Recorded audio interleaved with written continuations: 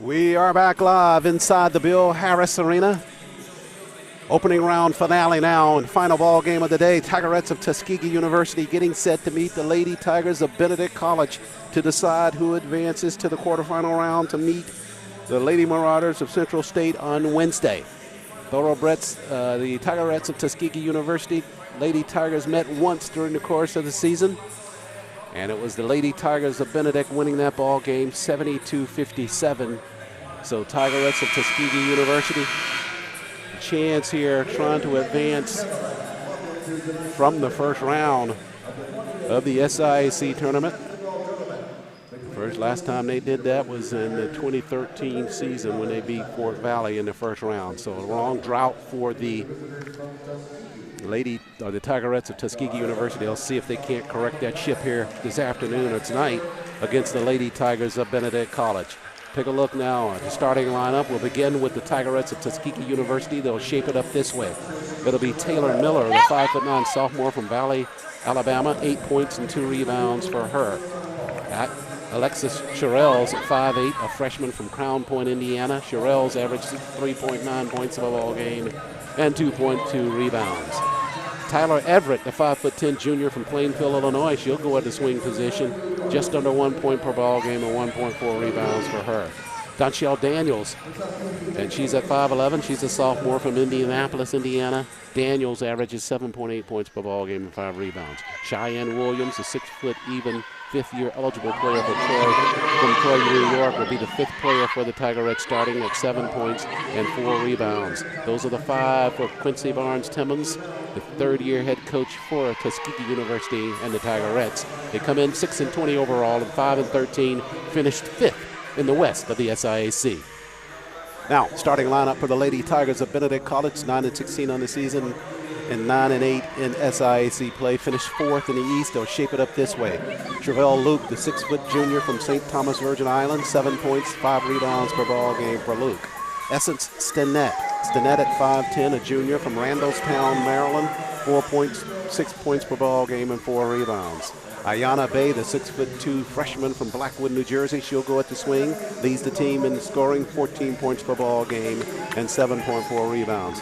Maisha Moore, the 6-foot senior from Los Angeles, California, 12 points, 2 rebounds per ball game for Maisha Moore. And Andressa Smith at 6'2", a junior from Lilburn, Georgia. Smith averaging 4 points and 5.9 rebounds per outing. Those are the 5 for the Lady Tigers of Benedict College, who are coached by James Rice. He's in its 6th year at Benedict College, and a pretty impressive record over that 6-year period. We'll talk more about this as the ball game elapses. But they finished 4th in the East. So it's number 4 in the East versus number 5 in the West. The Tigerettes of Tuskegee and the Lady Tigers of Benedict College. Officials for tonight's ball game, Terry Ware, Ken Washington, and Ken Marbury with the call, as we bring you our final ball game on opening day here at the 2018 SIAC basketball tournament. Glad you could join us for our coverage on HBCU game day. Back here tomorrow with more action from the Bill Harris Arena. First ball game tomorrow starting at 12:15 with men's basketball. So right now it's the Tigerettes of Tuskegee. It'll be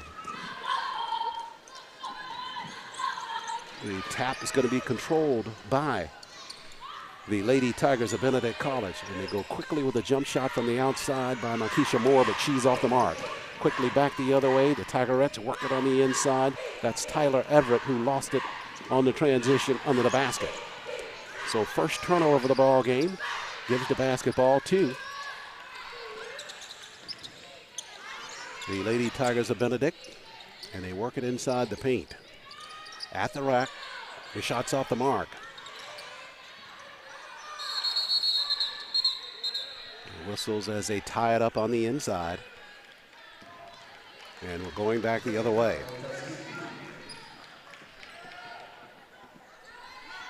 So the Tigerettes will have it in the backcourt.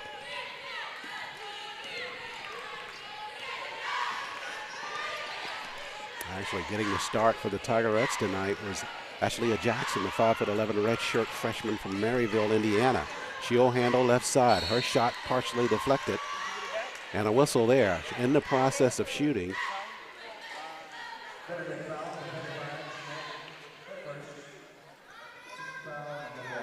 Ashley Jackson to the line to shoot here. Jackson on the season, 40 of 68 from the line, or 59% free throw shooting. Tigerettes on the season, 9th in the SIAC from the free throw line at 61%. Jackson got the first one to fall, and she gets the first points of this opening round ball game. Charles Ward, Tolly Carr, and Toby Durham here with the play call all week long. Still on the inbound play to the rack, and nicely done there on the conversion. That's Taylor Miller, the sophomore, with the basket. So an early 4-0 lead for the Tigerettes of Tuskegee. Left corner, step back with the jumper is Markeisha Moore, and she knocks it down. They say it's just 2, though. So she gets the basket. Just underway first period, 4-2 lead for the Tigerettes. They have the basketball. This is Sherrills with the basketball, working it out front now. Right side with the pass to Miller. Now Sherrills handles again. Right side to the rack, missed on the shot. Errant shot run down by Ayana Bay in the right corner for the Tigers. Across the timeline now. Left corner once again with the jumper is Moore. That one's off the mark this time, but a rebound backside gets it back in play for the Lady Tigers. Stinnett works it top of the key. Now she'll try to bounce it in past inside with traffic. Got it inside to Smith, and Dresha Smith can't convert on the shot inside. So we go back the other way now. Tuskegee with the 4-2 lead and the basketball. Everett pushes left side, partially deflected. And out of bounds. It'll stay with the Tigerettes of Tuskegee. Ashley Jackson to inbound it.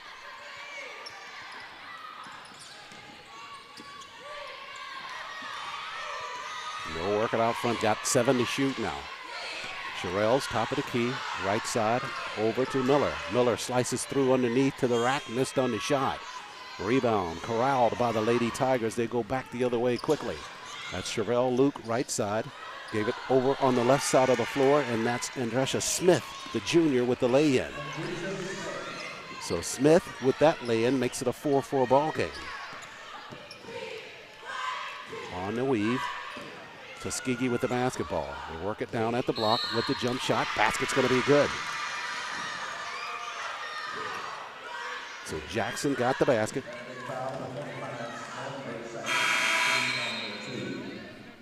So going to the line, Jackson will be shooting here. Chance for a 3-point play with the free throw.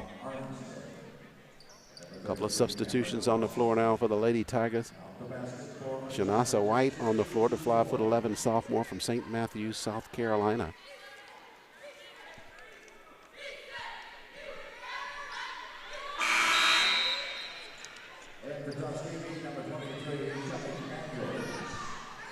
So the free throw was good.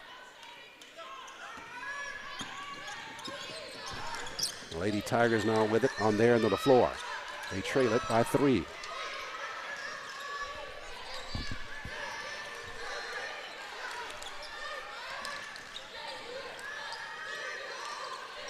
.13 to shoot now for the Lady Tigers. They get it inside to Jabri Jones. Jones lost her footing, and they'll get her for the travel. So the basketball over to Tuskegee now. They lead it by 3, 7-4. So Coach James Rice going with a couple of substitutions early on in this ball game, as Sherrills falls to the floor, but she got it over to Donchelle Daniels. Daniels drives the length of the floor, missed on the lay-in, and the Lady Tigers back the other way. Shamanacia White works it inside. Down low is Ayana Armstead. Armstead too far under the basket. She commits the travel violation, and it goes back over to Tuskegee.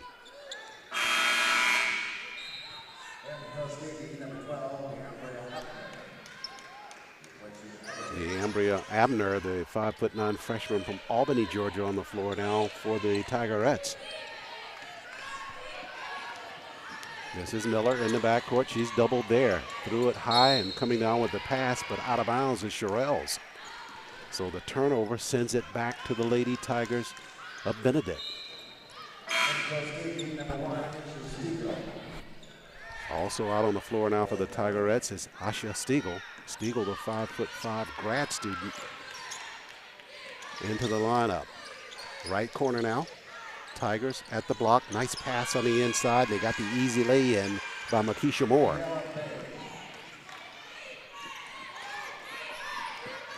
Correction on that. Ayana Bay with that lay-in for the Lady Tigers on there into the floor. So it's a 7-6 lead for the Tigerettes. They have it in a half-court set now. Jarrell's top of the key with the pass to Daniels. Daniels, left side. We're at 5:48 left first half, first quarter of play. On the hard move to the inside. The shot is off the mark by Stiegel, and it'll belong to the Lady Tigers of Benedict. So good penetration there by Stiegel, just did not come away with a basket. Substitution on the floor now for the Lady Tigers is Makisha Moore, the senior, back out in the lineup. And she will replace Ayana Bay for Coach Rice and Benedict. Armstead across the timeline. They work it down in the right corner. Jump shot there by Cameron Bostic. And Bostic converts on that basket. She gives the Lady Tigers their first lead of the ball game, 8-7. On top of the key with it is Sherrells. Benedict in that 2-3 defense. Out front with the jumper, that's Daniels. Had a good look, missed on the three-point shot. Basketball over to the Lady Tigers.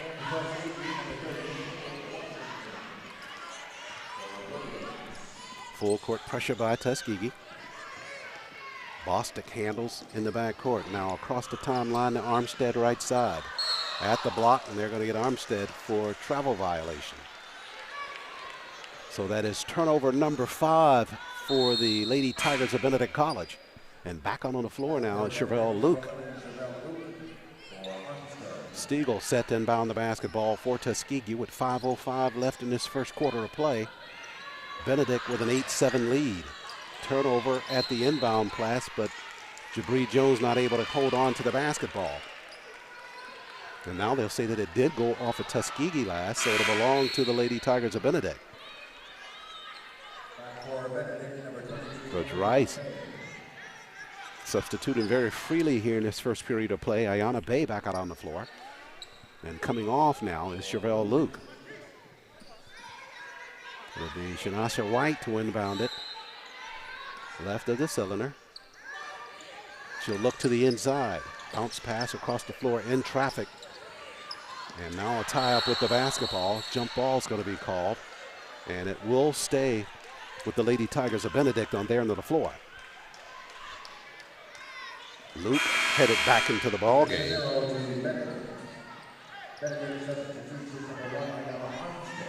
And she will replace Bostic in the lineup. 5:01 left first period. Inbound pass. They try to get it into Bay, but Bay has to run it down near the mid-stripe. Hard move inside the paint. And now with the pass over to Jones. Jones to the rack, and she got the lay-in. So Jones with her first 2 of the ball game. And it gives the Lady Tigers a 10-7 lead. Daniels back the other way for Tuskegee, and they get her for the travel violation. So turnover number 4 now for the Tigerettes of Tuskegee. And we go back the other way, but before we do that, timeout on the floor, 4:39 remains. First period, 10-7 lead for the Lady Tigers over the Tigerettes. Back after the break.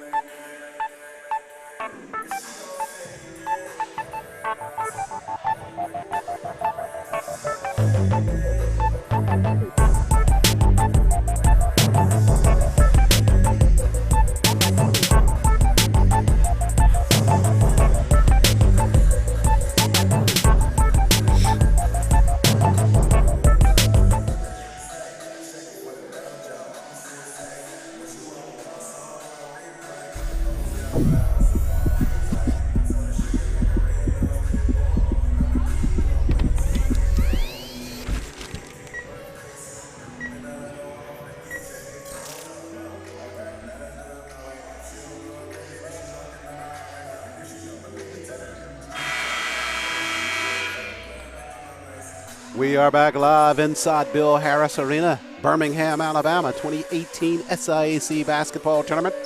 Opening round today, final contest on this first day of action. Lady Tigers of Benedict College and the Tigerettes of Tuskegee University. Right now, Benedict with a 10-7 lead and the basketball. Jones across the timeline now. Works it way out front now to Ayanna Bay. Now they dump it down in the corner. That's Makisha Moore. Moore thought about the three, now backpedals. 14 to shoot for the Lady Tigers. Gives it over to White. Across the floor, they push it, and that's Armstead for three, and she drains it. Good ball movement there by the Lady Tigers. They got the free woman. Armstead, the one with the three-pointer. So Armstead, with her first points of the ball game, extends the Lady Tiger lead to 13-7. We go to 4:09 left, first quarter play. As Sherelle Luke comes back out on the floor for the Lady Tigers, Makisha Moore takes a seat.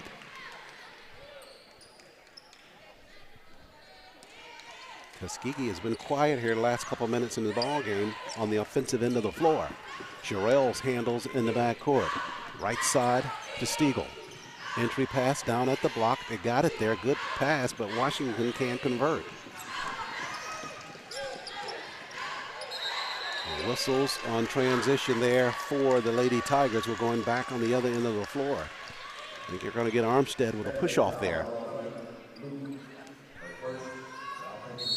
Correction, that's Sherelle Luke that picks up that foul. Comes with 3:52 left in the first quarter. Back out on the floor now for the Tigerettes is Donchelle Daniels, the sophomore from Indianapolis. Daniels with the entry pass to Taylor Miller. Miller across the timeline now. Inside, shot there by Daniels inside. She left it short. Lady Tigers back the other way now. And basketball is going to be tapped out of bounds by Sherelle. So it'll stay with Benedict in a half-court set. Makisha Moore back on the floor. And she'll replace Jabri Jones in the lineup. Ayanna Armstead back out on the floor. A lot of substitutions going on here by Coach James Rice.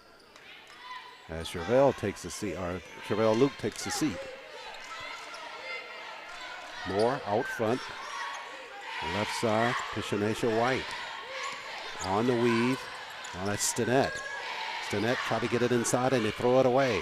Tuskegee took it away. They come back the other way. And firing a three-pointer is Miller. Hit the front of the iron on it. Had a good look. Stinnett with the rebound for the Lady Tigers of Benedict. So she turns it over, and we go back to the Tigerettes of Tuskegee now. So turnover number 4, or correction, number 8 for the Lady Tigers of Benedict. And Tuskegee with it in a half-court set. Tuskegee just has not been able to get things off offensively in the last few minutes.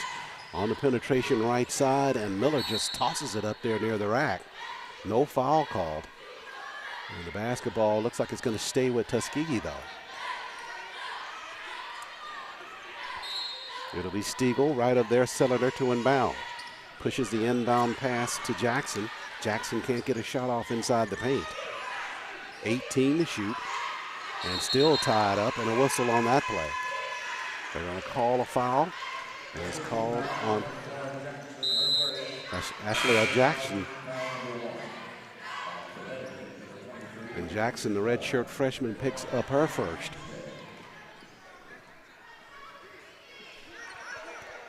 So Benedict with the 13-7 lead and the basketball. Jabri Jones back out on the floor. She'll work it right side to Armstead. Trying to get it down in the corner to Ayanna Bay, but it's tapped out of bounds by Tuskegee. 22 on the shot clock now for Benedict. We're at 2:53 left in this first period of play. Basketball's turned over on the inside by the Lady Tigers. Tuskegee back the other way now. Right side, Miller raises with three. Got a good look, but hit the front of the iron. The long rebound comes clear to Stinnett for the Lady Tigers of Benedict. And they go right side or left side in the corner now. On the move is Ayana Bay, and she travels with the basketball. So we go back to the Tigerettes, and we go to turnover number 10 for the Lady Tigers of Benedict in this first period of play. Benedict on the season, 12th in the SIAC in turnovers, averaging 22.3 per ball game. So seemingly this is not abnormal for the Lady Tigers.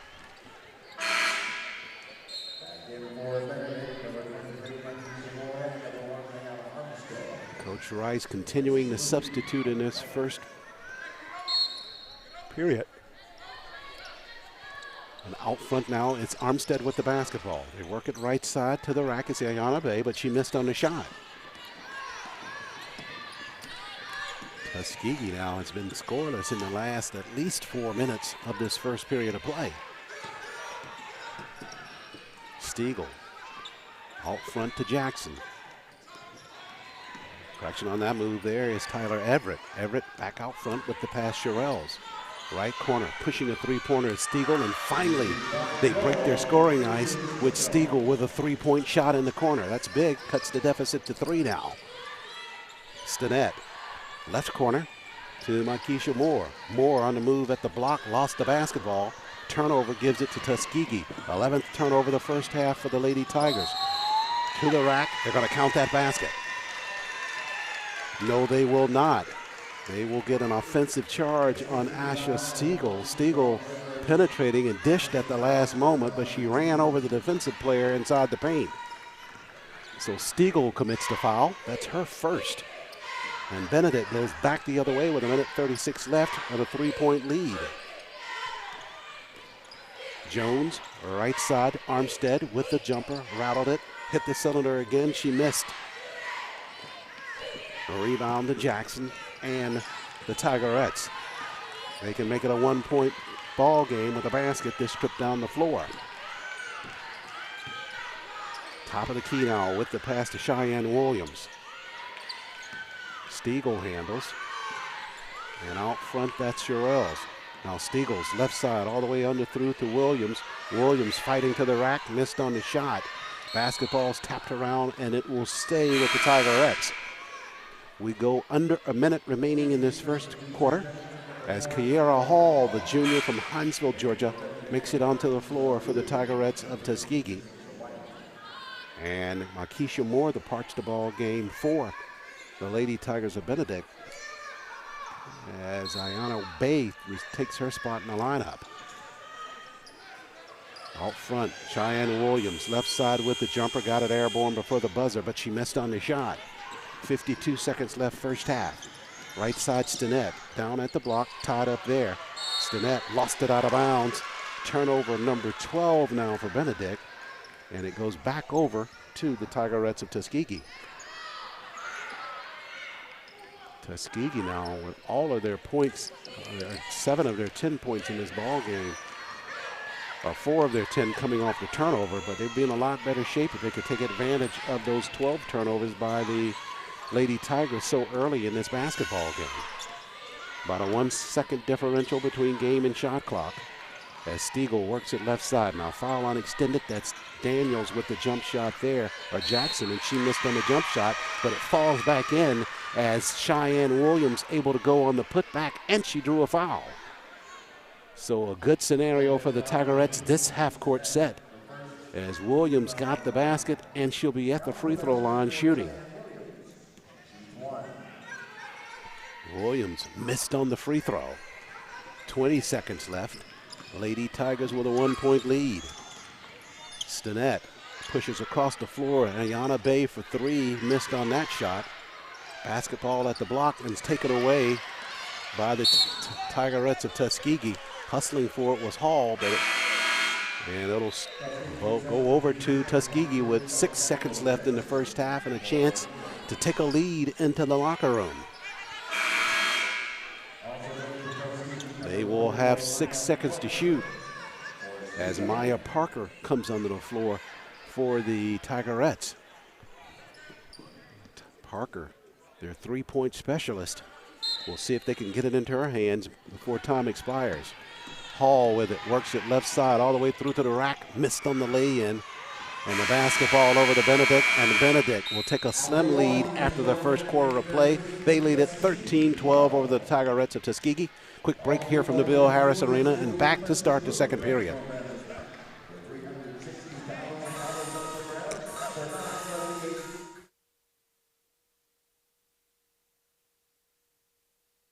On the field, behind the basket, in the press box, bringing you HBCU sports like you've never seen it before. Anyone who has ever been to a sporting event at an HBCU knows that it is just that, an event. The band, the cheerleaders, it's a complete show. The game day experience at HBCUs is truly unique. No media outlet does a better job at capturing that experience than HBCU Game Day. From there, it was just an instant classic. It was a great basketball game. Follow us online at hbcugameday.com, on Facebook, Twitter, and Instagram. You can also find us on Fire TV, Roku, and YouTube. Just do a keyword search, HBCU Game Day. We are leading the conversation on sports culture at HBCUs. We are HBCU Game Day.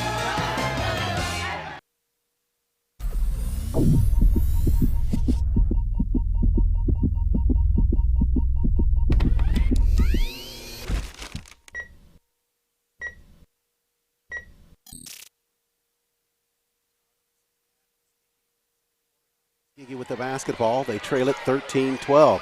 Entry pass inside the traffic there. They got it to Daniels somehow. Now on the move, right corner, it's Parker. She can't get anything off. Right side, Hall for three. Hall on the front iron. Backside rebounds. Good fight there inside by Daniels to get that rebound. And she's fouled. No, we're going to go back the other way. They say that Tuskegee turned that basketball over on the inside. And the Lady Tigers will have the basketball. Luke back out on the floor, and so is my Keisha Moore for the freely substituting coach James Rice. Chevelle across the timeline now. Lost it momentarily, but regains. Out in the corner, that's Moore with a three-pointer. Spins it good for the Lady Tigers. So my Keisha Moore with her 7th point in this first half. Back the other way now. Parker with a head fake. And they work it back out front, Daniels. Parker tried to get a three-point shot off. She does there, tried to bank it, but she missed on the shot. The errant shot is chased down. Tuskegee has it, and the foul going to be called in that half-court set. They'll call Essence Stinnett with the foul for the Lady Tigers. Now back out on the floor for the Tigerettes, and Coach Quasey Barnes-Timmons is Taylor Miller back out. And also back out is Alexis Sherrills. So Sherrills will inbound it just in front of the bench of the Lady Tigers. Half-court set now for Tuskegee. Up top, Daniels free, pushes a jump shot from the foul line. May have rushed that one, and she missed as a result. Chevelle Luke comes away with it for the Lady Tigers of Benedict. And then whistle near the mid-stripe. Foul going to be called.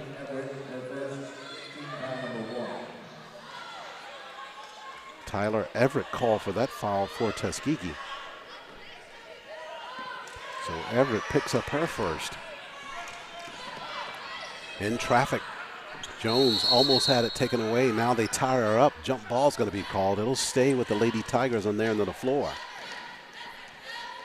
Benedict with 14 turnovers already in this basketball game.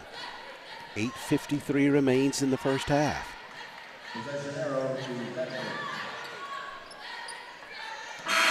Jones to inbound it, left at the cylinder. They're trying to get Ayanna Armstead back out on the floor. They're able to do that before play resumes. She replaces Stinnett in the Lady Tiger lineup.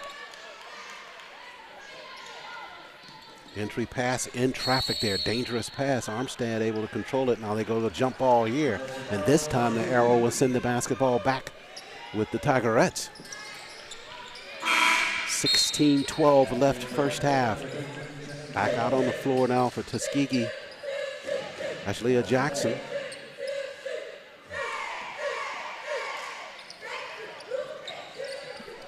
Jackson with the inbound pass. Coming across the timeline now, taken away from Sherrills. The Lady Tigers go back the other way. That's turnover number 7 for Tuskegee. Right side and underneath with the move is Luke. Shot fell off, but she drew a foul, and Chevelle Luke, the junior from St. Thomas, will be to the line shooting for the Lady Tigers.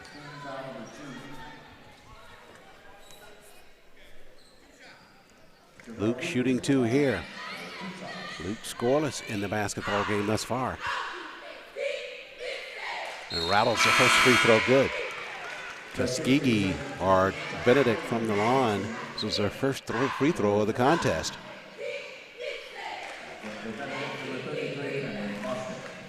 Cameron Bostic back out on the floor now for Coach James Rice. As Luke settles for the second and got them both from the line. Make it 18-12. Lady Tigers with the lead. Tigerettes of Tuskegee with the basketball. Hall up the floor now. Jackson touch pass inside Williams. Trying to catch up with that play was Bostic, and Bostic commits the foul. So Cheyenne Williams will be shooting here. Williams 0 of 1 from the free throw line. First free throw here does not take any time when she's there at the line. Just gets the basketball, and she fired that one right up. Missed on that one. One more coming. Williams with the second. Missed on that one as well. Lady Tigers back the other way. And they lead at 18-12. Steal there by Daniels. Good anticipation by her. Daniels slides inside the paint. Shot rejected on the block by White. But they call a foul on the inside, and that will send Donchelle Daniels to the line for Tuskegee to shoot.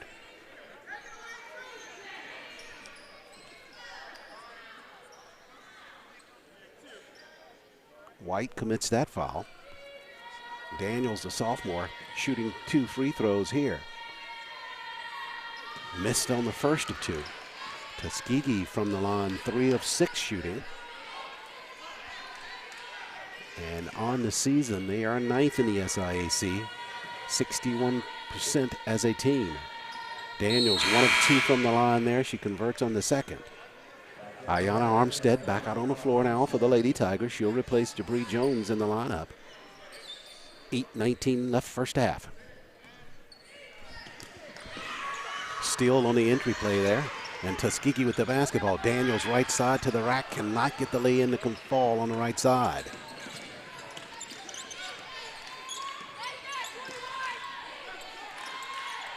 Ayanna Bay with the basketball. Across the floor she goes with the pass to White. White got it over inside, nicely done as Bostic finishes on the crip shot from about 2 or 3 feet away. So Bostic with 4 points in this first half. 20-13 lead for the Lady Tigers of Benedict. First round of the SIAC basketball tournament. Winner of this ball game advancing to the winning Wednesday quarterfinals against the Lady Marauders of Central State. Hard move right side there by Sherrills. In traffic. Williams comes away with the basketball and banks it home out front. So Cheyenne Williams with the pickup and the basket. Full court pressure by Tuskegee. Across the timeline, the Lady Tigers work it with Ayanna Bay. Now right corner Moore. Top of the key, they left Armstead free. Rattles a three-pointer, missed on the shot. Whistle. We're going to have an over-the-back call as Markeisha Moore was trying to get in there to get the rebound, but absolutely ran through Taylor Miller for the Tigerettes. So Tuskegee will have the basketball. 7:08 remains, trailing by 5.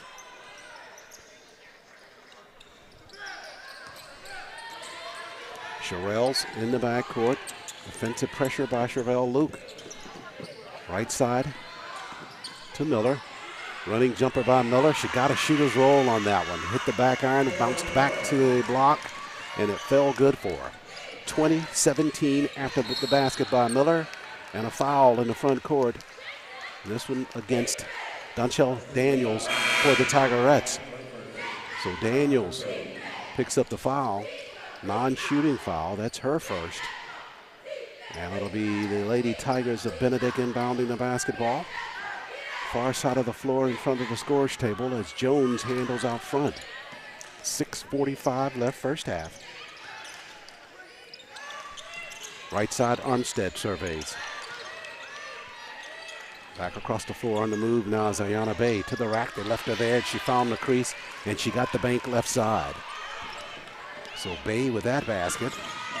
Fourth point of the ball game for her. Down at the block, they left Jackson free. A correction on that, that's Everett free at the block, and Tyler Everett with that basketball for Tuskegee.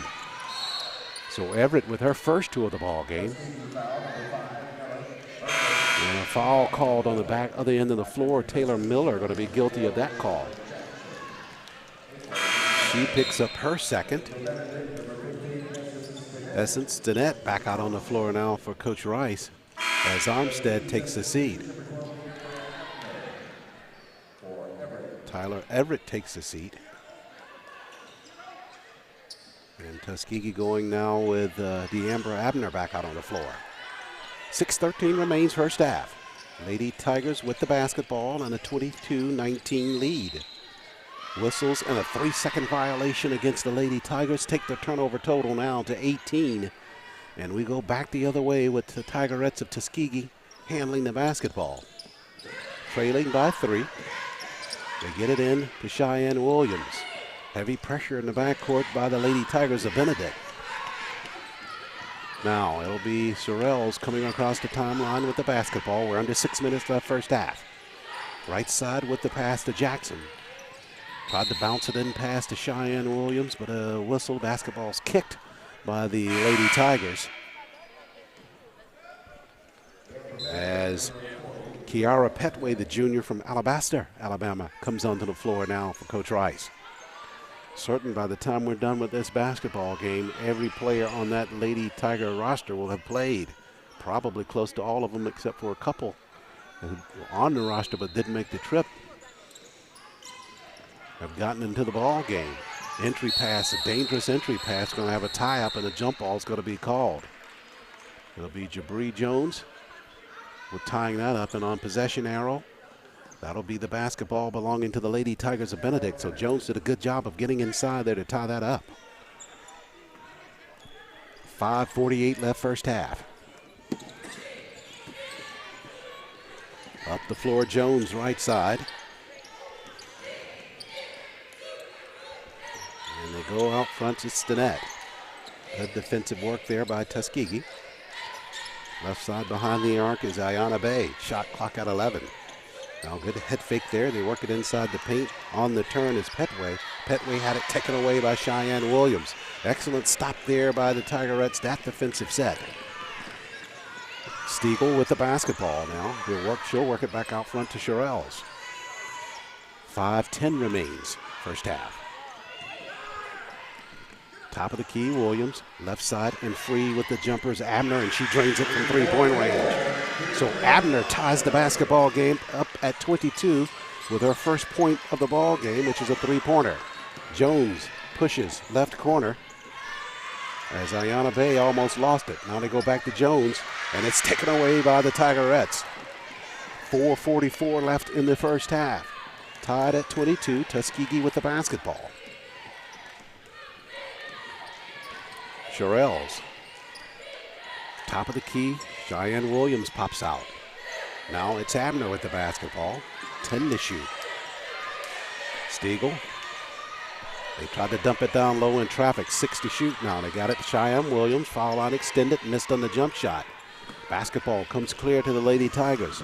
Janasia White across the timeline with the basketball. We're down to 4:10 left, tied at 22. First half action here. First round basketball from the SIAC tournament.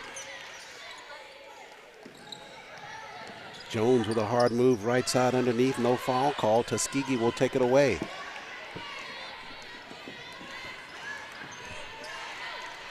Stiegel with the basketball. Now Jackson. Right beside that Sorrells. They push it in the corner. Stiegel free with a jumper, tried to bank it, missed on the shot. Basketball back to Tuskegee. They get another look. Now Stiegel back out front, got to fire another three-pointer, hits the rim there to get it active, and it's loose on the floor, and chasing it down in the corner is Jackson. So Tuskegee with 3 looks this trip down the floor. In the corner, Abner trying to dump it at the block and taken away by the Lady Tigers of Benedict. Turnover number 9 for Tuskegee. We go to 3:12 remaining. They call a foul on Sherrills on transition. So timeout on the floor, 3:12 remains. We'll step out for a break, tied at 22.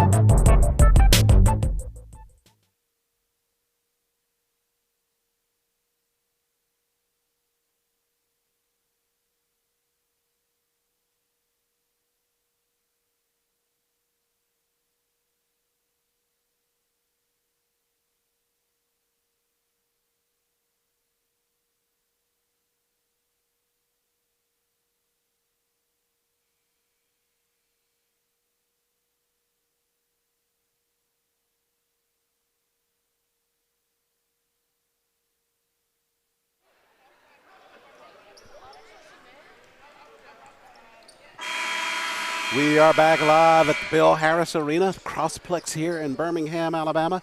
Day 1 of the 2018 SIAC basketball tournament. Final ball game on opening day. Lady Tigers of Benedict and the Tigerettes of Tuskegee tied at 22, but at the line for Benedict, shooting. And with the first free throw is Ayanna Bay. So Bay unties the ball game with the free throw, and she has one more coming from the line.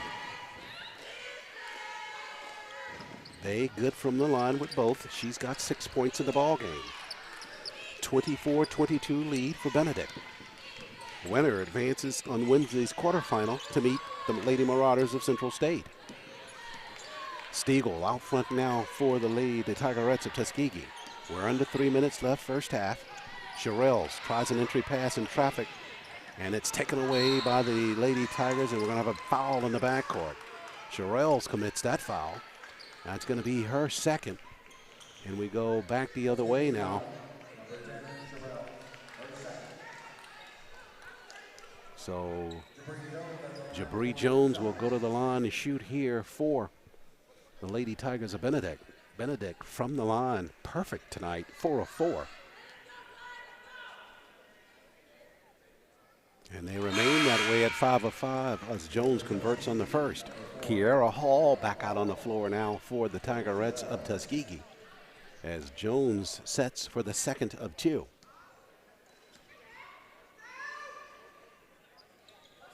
And Jones got that one as well. 2:51 left, 4-point lead now for the Lady Tigers. Tuskegee with Stiegel handling coming across the timeline.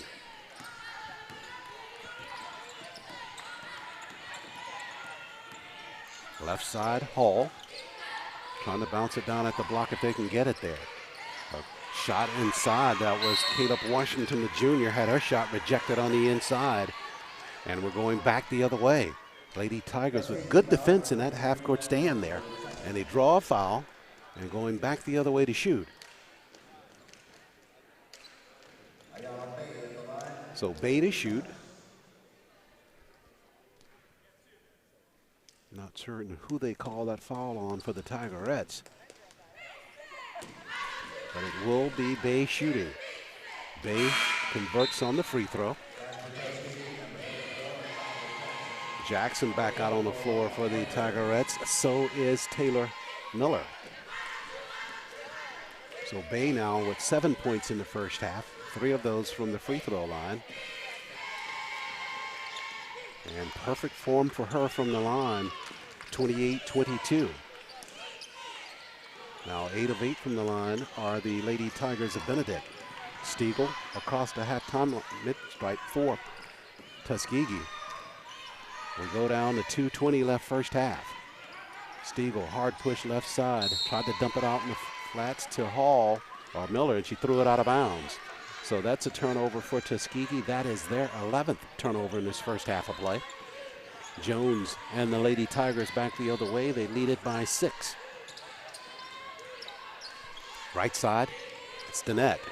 Now back up top, that's Ayana Bay down at the block. Nice pass down there, but Boxster can't convert on the jump shot left wing. They get the rebound and a fresh 30 to work with, though. Out front with the basketball is Danette. They push it across the floor. Ayana Bay left flank.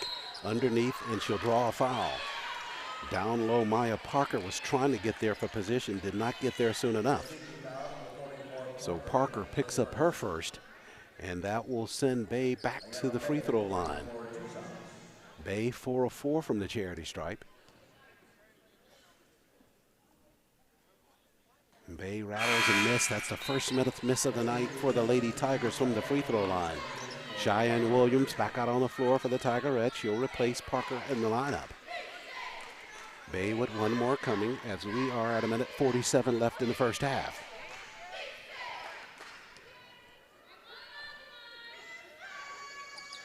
Bay missed on them both from the line. Long rebound comes clear to Kiara Hall. That gives them a chance to lead for a break, and Hall trying to get it across the floor to Miller and threw it out of bounds. So it converts into turnover number 12 for the Tigerettes and gives the basketball back over to the Lady Tigers of Benedict. Jones works it out front now. Across the floor, that's Bay. Bay from behind the arc fires a ranging three-pointer. That one's off the mark. Rebound comes clear to Taylor Miller. She wants to lead a break. Right side, that's Stiegel, and she'll pull back out. 1:20 left first half. Stiegel backpedals, and on the weave gives it over to Hall. Now top of the key to go Jackson. 9 to shoot for Tuskegee. Out front now, that's Miller. Works it right side, 4 to shoot. Jackson left side to the rack, and she drew a foul. 1 second left on the shot clock. And Jackson on the penetration, she'll be going to the line for Tuskegee to shoot here. Jackson with 5 points in this first half of play. Perfect from the line at 3 of 3 with 60 seconds remaining first half. 28-22 lead for Benedict. Jackson with the first free throw. The spinner by the lefty goes in the cylinder and pops out. So she'll have another coming here.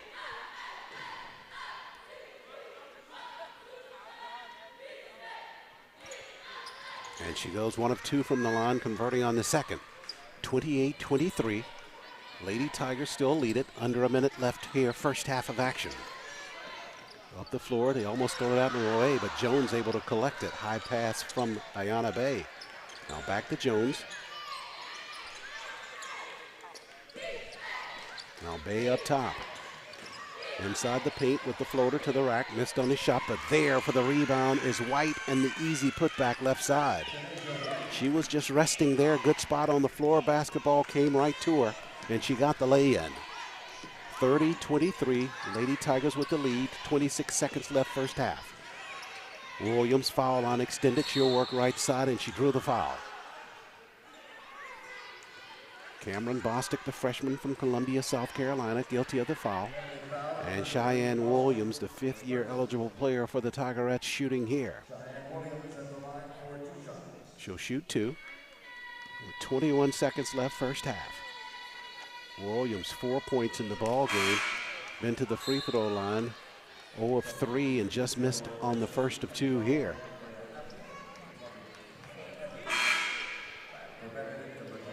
Benedict with 21 seconds left. They push Lakeisha Moore back out on the floor. And Ayana Armstead as well. Williams on the second free throw. She has not converted on 5 attempts there in this first half of play. Jones up top to White. Likely our final shot of the first half. Right side Jones. 7 now left in the first half. Jones out front, she's doubled, 3. Right side, they got it to Bay. Bay with a floater, right side, and she missed on that shot. They worked the clock down, did not come away with the basket, but the Lady Tigers go into the locker room with a 30-23 lead over the Tigerettes of Tuskegee University in first round action here from the SIAC basketball tournament. We'll step out for a break. Back with more here from the Bill Harris Arena. This is HBCU Game Day live coverage of the 2018 SIAC basketball tournament.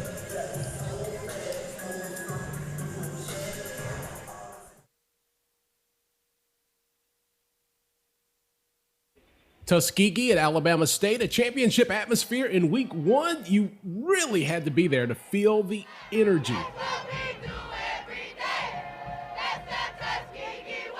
But glad I didn't have to feel this. Chet LeVay does a cartwheel, no hands. More importantly, though, he has ASU in easy field goal territory.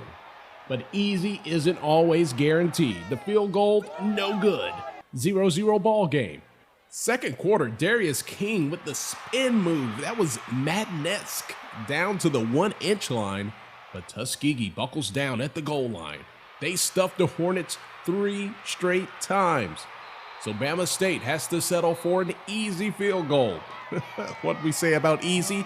Cedric Huff comes unblocked off the edge. Bam! Tuskegee rather be on that side of a blocked field goal, let me tell you. Action intense everywhere. Even the marching Crimson Pipers get heckled trying to warm up. And just before the half, a scoreless game until Jamarcus Ezel sets up in the pocket and delivers a strike to Peyton Ramsey. 55 yards, touchdown, Tuskegee up 7-0 at the break. Halftime of this one, you know they had to pull something new out of their hat. Literally. What's that? Rhinestone? Cowboy? What's happening here? The mighty marching Hornets, Alabama State, had their own fireworks. Not figuratively, literally. They actually brought out fireworks. People driving by on 85 were probably like, what in the world is going on over there? Hey, good times, great show. Check out the full halftime on our YouTube channel. First play from scrimmage, second half, armed robbery. Darnell Hill says, give me that. Hornets switch quarterbacks late in the third and will pick it up starting in the fourth. Daryl Pearson, he'd like to have that one back. Jonah McCutcheon says, finders keepers. Pick 6, Tuskegee up 14-0 at Alabama State. The Hornets finally find the end zone. Kobe Jones back in the game to Alex Anderson, but just over a minute left in the game at that point, so they'll need to do something creative and quickly. Missing the extra point, probably not part of that plan. And that's how it would end. Tuskegee on the road. They don't dominate the stat sheet, but they made big plays at key moments. They win it 14-6. I'm just glad we won. You know, we'll take it any way we can get it. We know we're not near as good as we need to be or are going to be. And it's something that we can really build on, and I'm excited about that. We were inside the 5-yard line on 2 occasions, came away with 0 points. And we had 17 penalties for almost 200 yards. That's how you lose the ball game. That's just bottom line. That's it. You can play anybody in the world. But that's what happens. You don't have 400 yards offense and hold a team to 14 points, another 200 yards offense, and lose a ball game. How do you lose a ball game? That right there explains it all.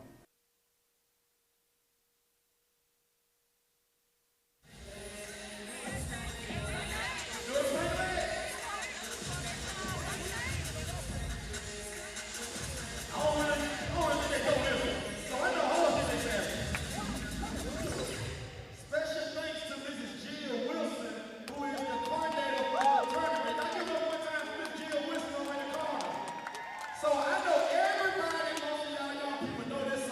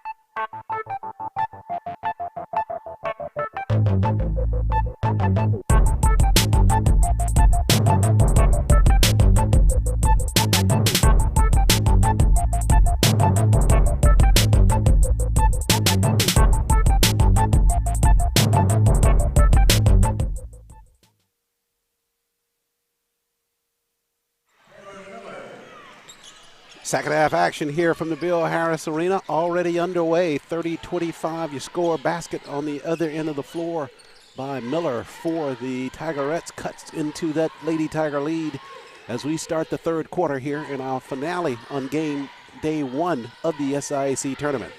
Left corner with a jumper there. That's a three-point basket by Makisha Moore, the senior, for the Lady Tigers of Benedict. Well, Charles, joining you back here. Glad you are here, Tom. I am, I take a close game and I show up and it'll be double digits here in a second. Just right. You do have a track record. Back the other way. Tigerettes get another basket, and we come back at the mid-stripe, and a foul going to be called there against Taylor Miller. What do you think it's like for these ladies? Is day one, you got the last game, you got to sit around and just think about it. You can't practice today. You just got to wait, hurry up and wait some more. Indeed. And, it's interesting when you bring that question up because during the course of the season, they never play this late because normally if it's a doubleheader, they're playing earlier in the day, right, and then the men finish up with the finale at night. Yeah. But this one didn't start until after 7. Yeah, we're creatures of habit. This gets you out of your habit a little bit. Tournament time. Bay, she's a creature of habit. She's scoring a lot in this first half. She's got a 10th point now with that basket into this third period of play. Back the other way now. That's Miller right side, and she's going to be fouled. That will send her to the line. This basketball game at the intermission, we had 19 Benedict turnovers and 12 by Tuskegee in that first half of play. Benedict taking advantage of the turnovers by Tuskegee. They scored 12 points off the turnovers. Hey, Benedict and Tuskegee would be happy to have this football score right here during the season. You're right. High-scoring affair, 35-28. 30, and the Lady Tigers working on their end of the floor. They work it down low, and good touch pass there to Bay, and Bay got the basket. And speaking of Benedict football, Coach Mike White has done a great job of turning that program around in the last couple of years. Indeed, he has. Strong contenders this past year. Just on the outside. Oh, he was sandbagging so bad at SIAC Media Day. I remember that. He said, oh, Lord, if I can just get a quarterback. I remember that clearly. Right side to the rack. That shot's off the mark by Miller. And the Lady Tigers take the basketball over. 8 minutes left in the third period. And across the timeline now, that's left side White with the basketball. Another three-point shot there by Moore in the corner. Off the mark, but the backside rebound. And the nice putback by Andresha Smith. So Smith, with her first points of the ball game, makes it a 39-28 lead for the Lady Tigers. Whistles. Timeout taken by the Tigerettes of Tuskegee. Hey, I want to have a quick little conversation during this timeout. Something we haven't even talked about it personally. We can talk about it over the air. It won't be long before Savannah State will be coming back home. Indeed. That could be very, very interesting. And people keep asking me about it, and what do you think the impact going to be of Savannah State coming back into the conference? I said, first of all, I think it's going to, when they first get here, they are going to have a strong tradition of winning because of the leftovers, holdovers they have from the recruiting at the level they played on before. There'll still be a couple of those players that were part of the program, part of the recruitment process that will come down and stay with that program at the Division II level, which tells me that they are going to be strong contenders coming right out of the block as soon as they start play. My alma mater, Winston-Salem State, went through a experimental phase with the MEAC, had a change in leadership. They decided to not stick with that, and they were just destroying the CIAA for about 3 years because they came back with just all those extra resources, bodies, and everything you just said. Savannah State might come in here in a couple of years and just really upset the apple cart for a while. It is very possible. No question, it's not going to be the son of Savannah State that your dad knew, for sure. It's not your father's SSU. No question. Hey, they're doing pretty good at the MEAC this year. Sure, basketball-wise, no question. So you really got to just take a quick look at that right away to see the impact. Yeah, Dexter McCallahan. Yeah, great season so far. Miller with a three-pointer, top of the key. Great shot by her. Hey, there was a pot of gold at the end of that rainbow. So Miller It's 10 in the ball game after that shot. Underneath now, a whistle as Andresha Smith goes toward the rack. She's fouled, and she'll be shooting here. I think my jinx might be over because this game has remained competitive here.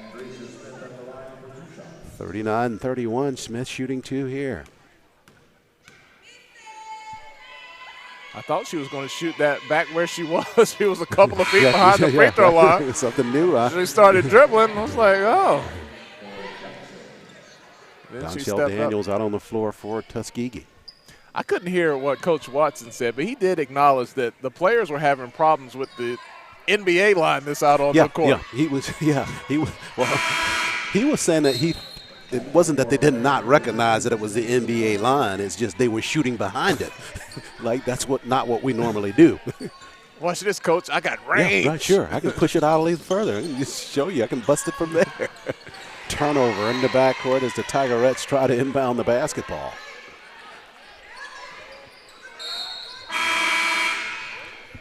Back out on the floor now is Makisha Moore. She will replace Essence Stinnett in the lineup. We're at 7:23 remaining, third quarter. Winner of this ball game advancing to the quarterfinals on Wednesday against the Lady Marauders of Central State. Whistle on the penetration there by Makisha Moore. And it was just a year ago, this Benedict team defeated Central State for the SIAC Women's Championship. And I'll tell you, Coach Rice, they made him do a little two-step after the game. He could hang. He could hang. He knew his stuff out there. He's used to doing the two-step in his 6th year. We're thinking about that last night. He's done a phenomenal job at Benedict as they work it left side with the bank shot there by Andresha Smith. But get this, Tolly, over the last 6-year period, he's appeared in 5 title ball games for the Lady Tigers of Benedict, won 3 of the championships, and was East Division champion 4 times over the 6-year period. And he's been into the NC2A South Regionals 4 years out of the 6 that he's been there. Wow. So he's young, but he's really accumulating the accolades. And he looks like he got his driver's license last week. Indeed. I remember when he was appointed head coach, he was there, and then Coach Watson was kind of his mentor, and then he just really went on a spurt, start winning ball games. And now you hear that's a duo they have at Benedict that's really turned their basketball program overall, men and women, into a legend up there. Yeah, that's how you know you're getting old, when these coaches start getting younger than you, and it's all downhill from here. It is. Abner converts from the free throw line. 10-point lead for the Lady Tigers now. They go back the other way, left corner. Armstead with a jumper, rattled, missed. They tie it up down there at the block. Bay and Daniels.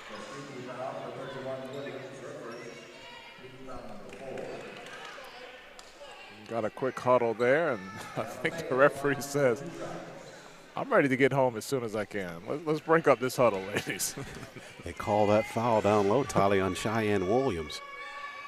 And that'll send Bay back to the free throw line. Bay has been ringing up the points from the free throw line. 5 of 7 now from the charity stripe. She's got 13 in the basketball game. And her last name is B-E-Y, Bay. The kids, they like to speak of their significant others. They just do Bay for short. So the vernacular spreads online, but her name is actually Bay, B-E-Y. Boy, I got to get out more. Is that what they're doing now? Yeah. I taught Charles something today. Charles knew nothing about Bay. And then you told me what the amphibious thing early on. Oh, man. So I cannot believe that. Walking body of knowledge, man. What else can you tell me that is totally All right, irrelevant? 30-second story. Charles Shackelford from NC State, great player in the 80s, interviewed by local media. He could go left hand or right hand. And he told them, yeah, I'm amphibious. He thought he was saying ambidextrous. He apparently told them I'm left-handed, right-handed, and I can live underwater. Underwater. So people around North Carolina say that joke all the time. Okay, well, that's a state thing. Okay. You can forgive me for not knowing it, but He's amphibious. Charles Shackelford had a lot of great quotes in his time at NC State. But feel free to use that one whenever you want to, Charles. I will when I'm in North Carolina. Meanwhile, the rest of the world. What? There's life outside of North Carolina? Get out of here. I tell you, another quick story. My first year at Winston-Salem State was the last year for Clarence Big House Gaines. And so I had him for basketball class. I signed up for the basketball elective. I still thought I had some sort of skill at 19 years old, or I was 17 at the time. We did not touch a basketball till the last day of the semester. That course wasn't what I thought it was about. Right? He taught us everything without the ball. Tigerettes, half-court set. They push it inside Daniels. Lost it on the shot. Regains, missed on the second attempt, and she's going to be guilty of over the back. Daniels inside the paint had 2 looks there and comes away committing her 3rd personal foul.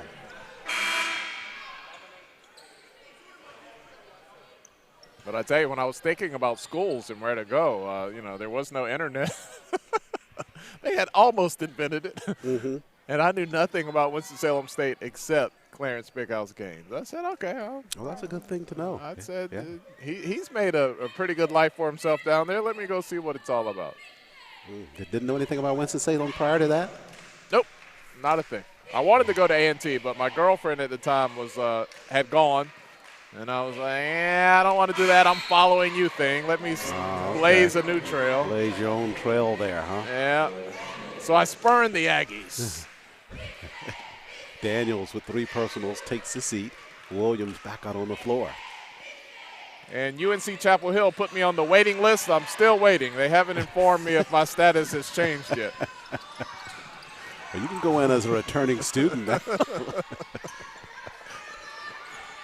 Maybe out front, Jones handles. Online NBA. Maybe I'll go that route.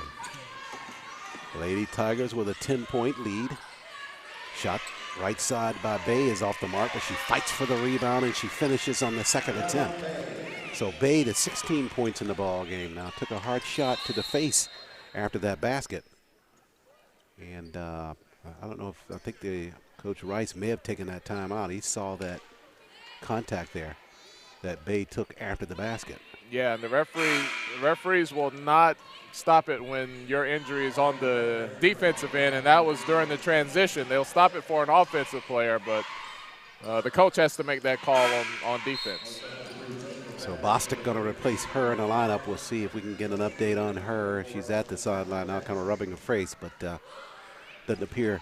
I looked around. I don't see any blood on the floor. Yeah, so that's what I was about to say. It looks like she still is leg worthy. Yeah. Back the other way, Tuskegee trying to work it inside. They commit their 14th turnover of the ball game, trying to work it down at the block. With 5:39 left in the third. Lady Tigers with a 46-34 lead. And Sherrills is going to be guilty of a bump there in the front court. She baited her. I saw it. She said, I see her closing. Let me do the old Chris Paul and lean into you a little bit. Very, very smart play. Sherrills picks up foul number 3. And that's Chevelle Luke at the line for the Lady Tigers. Luke, good rotation on that first free throw. She's got 3 points in the ball game. 3 of 3 from the free throw line.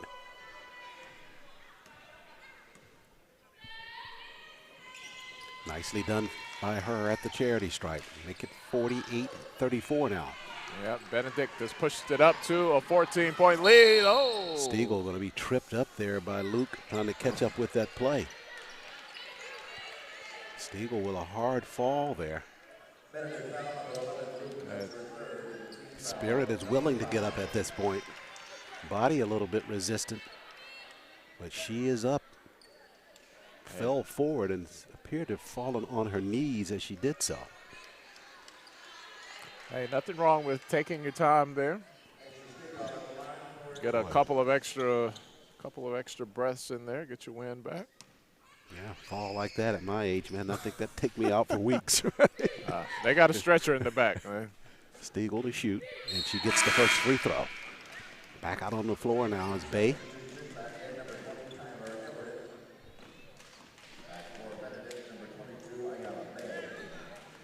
Yanya Bay from Blackwood, New Jersey. Stiegel, the grad student at Tuskegee, sinks them both from the free throw line. Bay coming across the timeline, double there. Works it out front there to White. Jones, right corner. They give it over to Makisha Moore. She missed on a three-point shot. Stiegel with the long rebound. She'll go 1-on-2. Stiegel underneath, takes another hard fall, this time to the left side of the cylinder. I think that one might have hurt a little more. She banged the floor a couple times, but again, she's going to take her time, kind of pull herself together.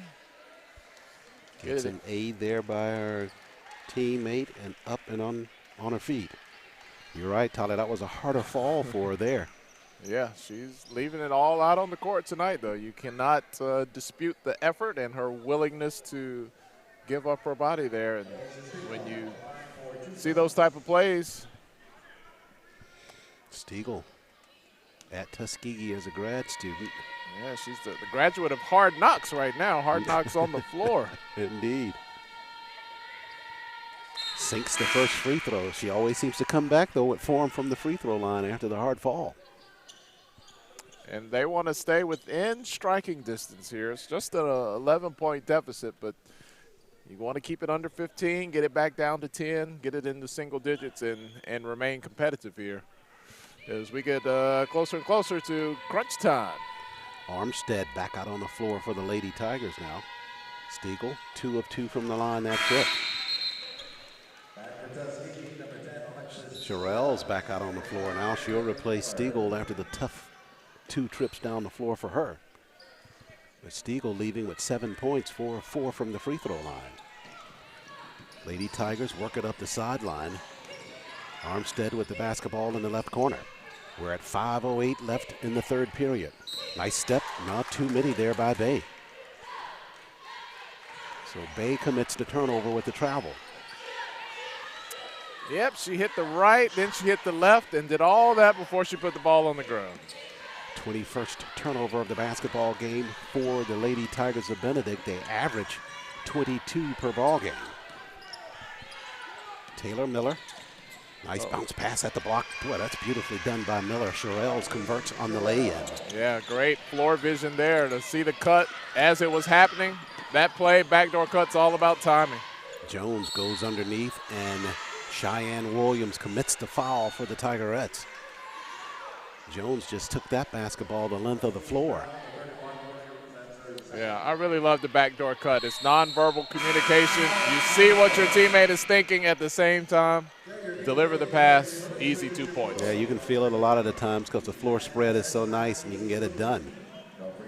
Timeout on the floor, 4:43 remains, 4:43 remaining in this third period of play. 48-40 your score now. As you indicated, Tali, the Tigerettes are trying to keep this basketball close. Yeah, you know, they're down by 8. A stop, you get it to 6, you get it to 5, and you feel like that's more of an even ball game. When it gets to 10, you know, I don't think like a coach. Coaches, you know, coach each possession. A lot of great coaches say they don't even look at the scoreboard. I'm a fan. I keep my eyes glued on the scoreboard. And when the team I'm cheering for gets down 10, I worry immediately.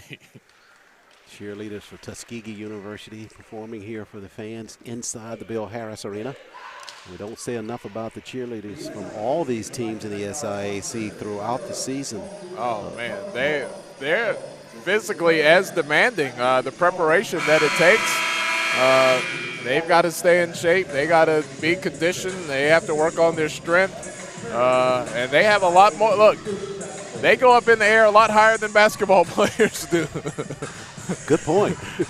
And teamwork is of the utmost importance because you want to land in your teammates' arms. That's not a lot of trust.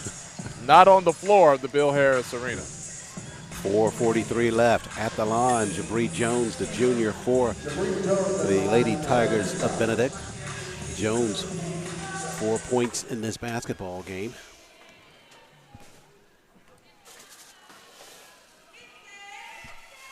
Benedict shooting 72% from the free throw line, 13 of 18 prior to that free throw, which was made by Jones. Chance for them to push the lead back to 10 now.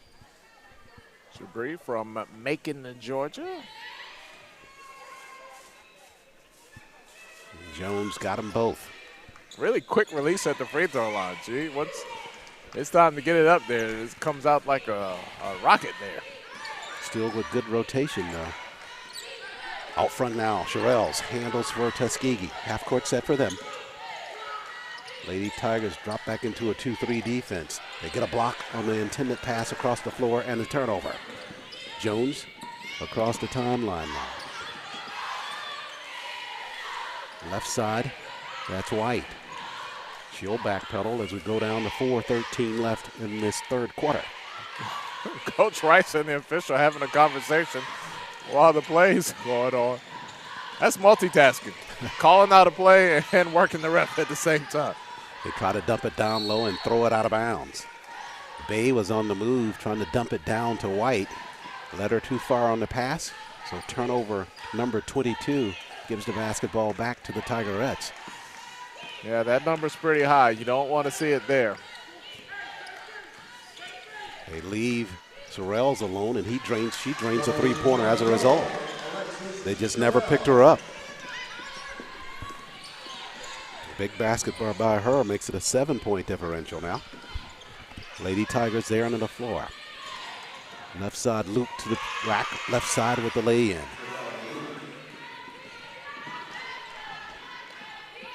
So Luke with her 6th point of the ball game.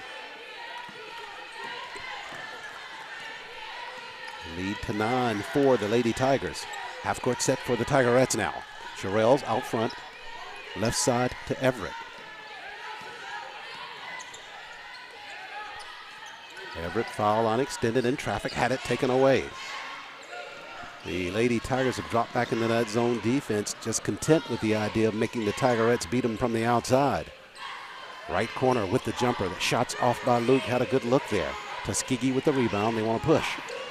Right side now, that's Miller with the basketball. All the way to the rack with the floater. Nicely done by Miller, under control, right side. So Miller with 12 in the contest.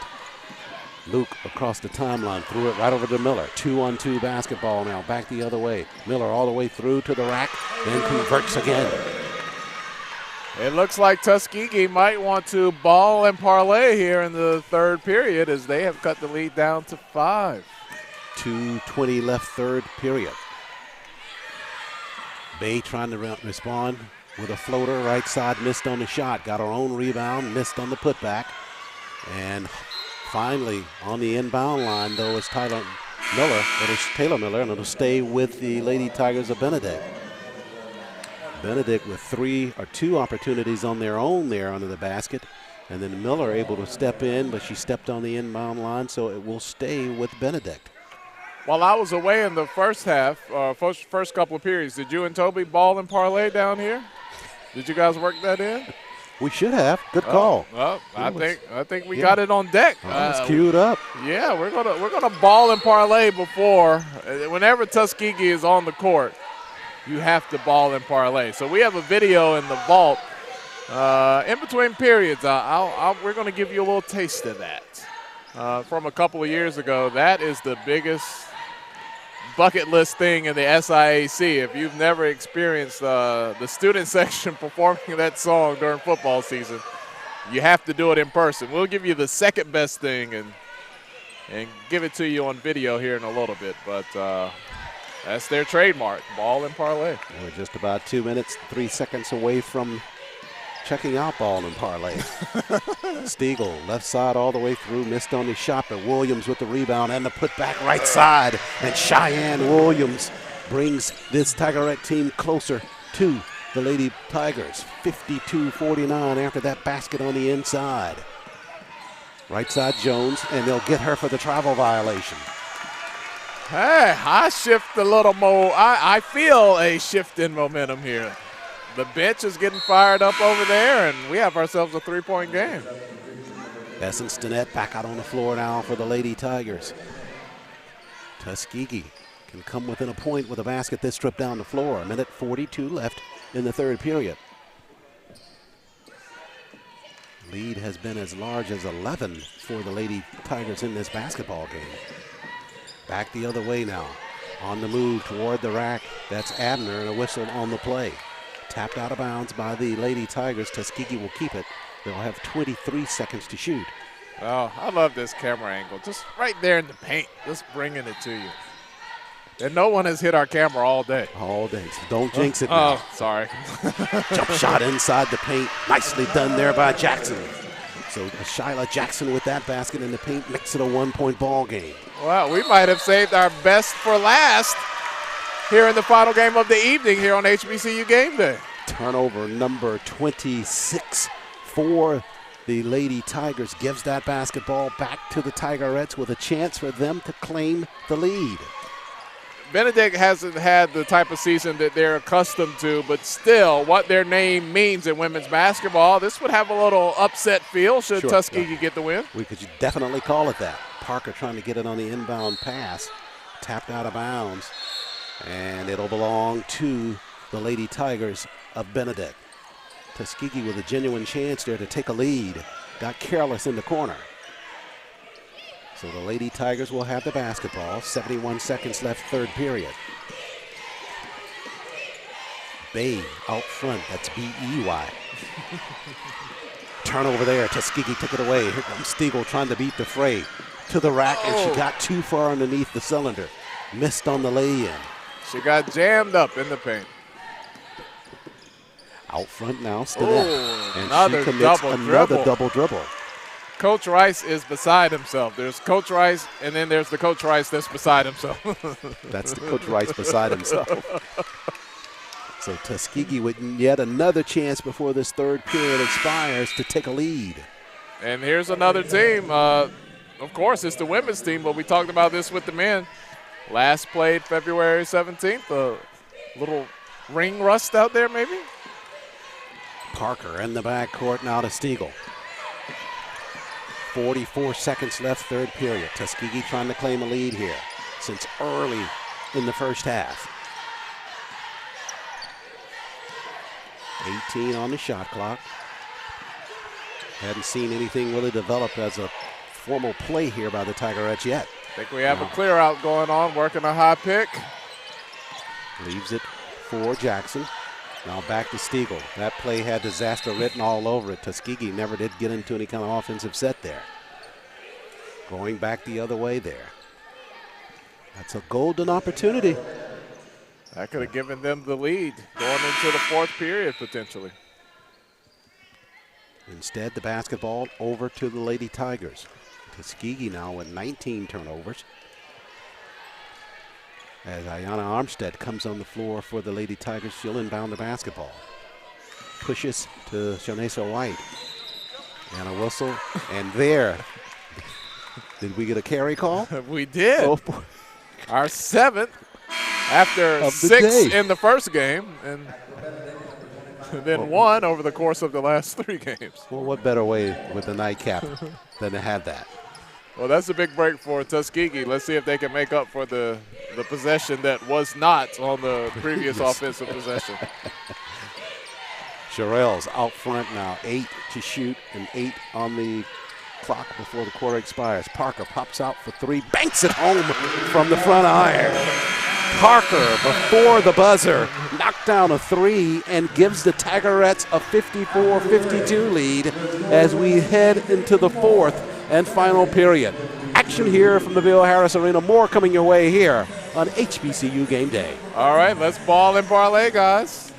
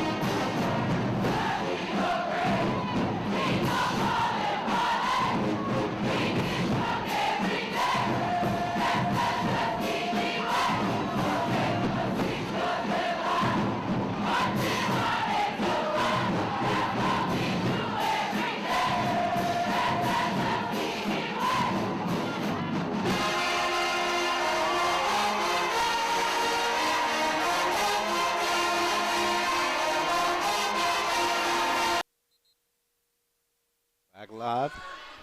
Just a taste of the ball in parlay, but I'm sure Tuskegee fans out there enjoyed a little minute of it.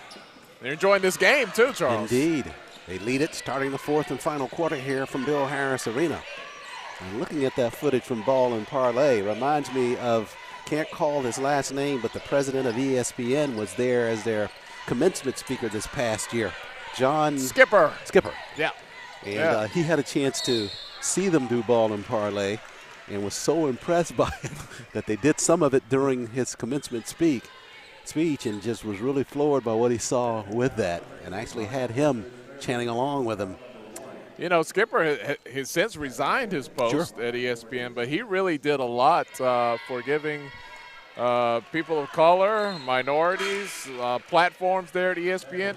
He is really he was convincing the SWAC and the MEAC to do the Celebration Bowl for 9 years before they actually did it. So ESPN definitely lost a big guy there, but he really did a lot for equality in broadcasting during his time there, for sure. Williams at the free throw line extends the Tigerette lead to 55-52, and in a half-court set, they almost come away with a steal there. Armstead forced out of the floor. Instead, now it's going to be White to inbound it.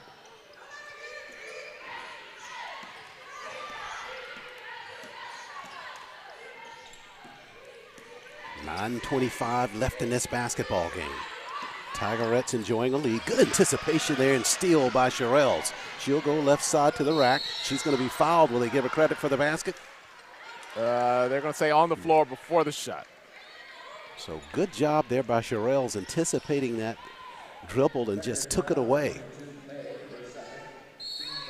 So it'll be a half-court set here for the Tigerettes as Sherrill Luke comes back out on the floor now for the Lady Tigers of Benedict. A chance to add to the lead here. Abner to inbound it in the corner. Sherrills handles, trying to get it inside. Squaring up there is Daniels. She lost her dribble and tried to throw it inside, and a whistle inside on that play.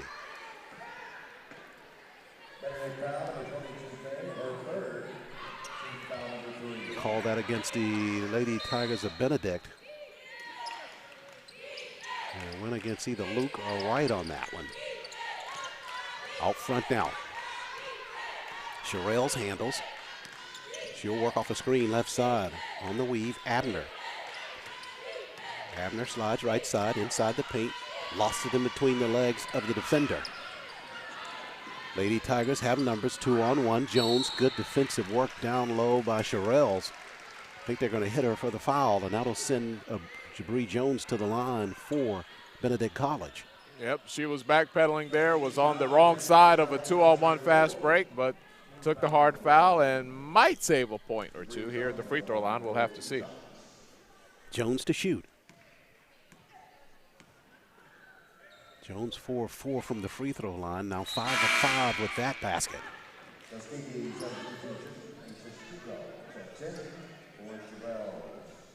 55-53, Tuskegee with the lead. Stiegel back out on the floor. Stinnett back out on the floor. Stiegel for the Tigerettes, Stinnett for the Lady Tigers. Jones for the second of 2.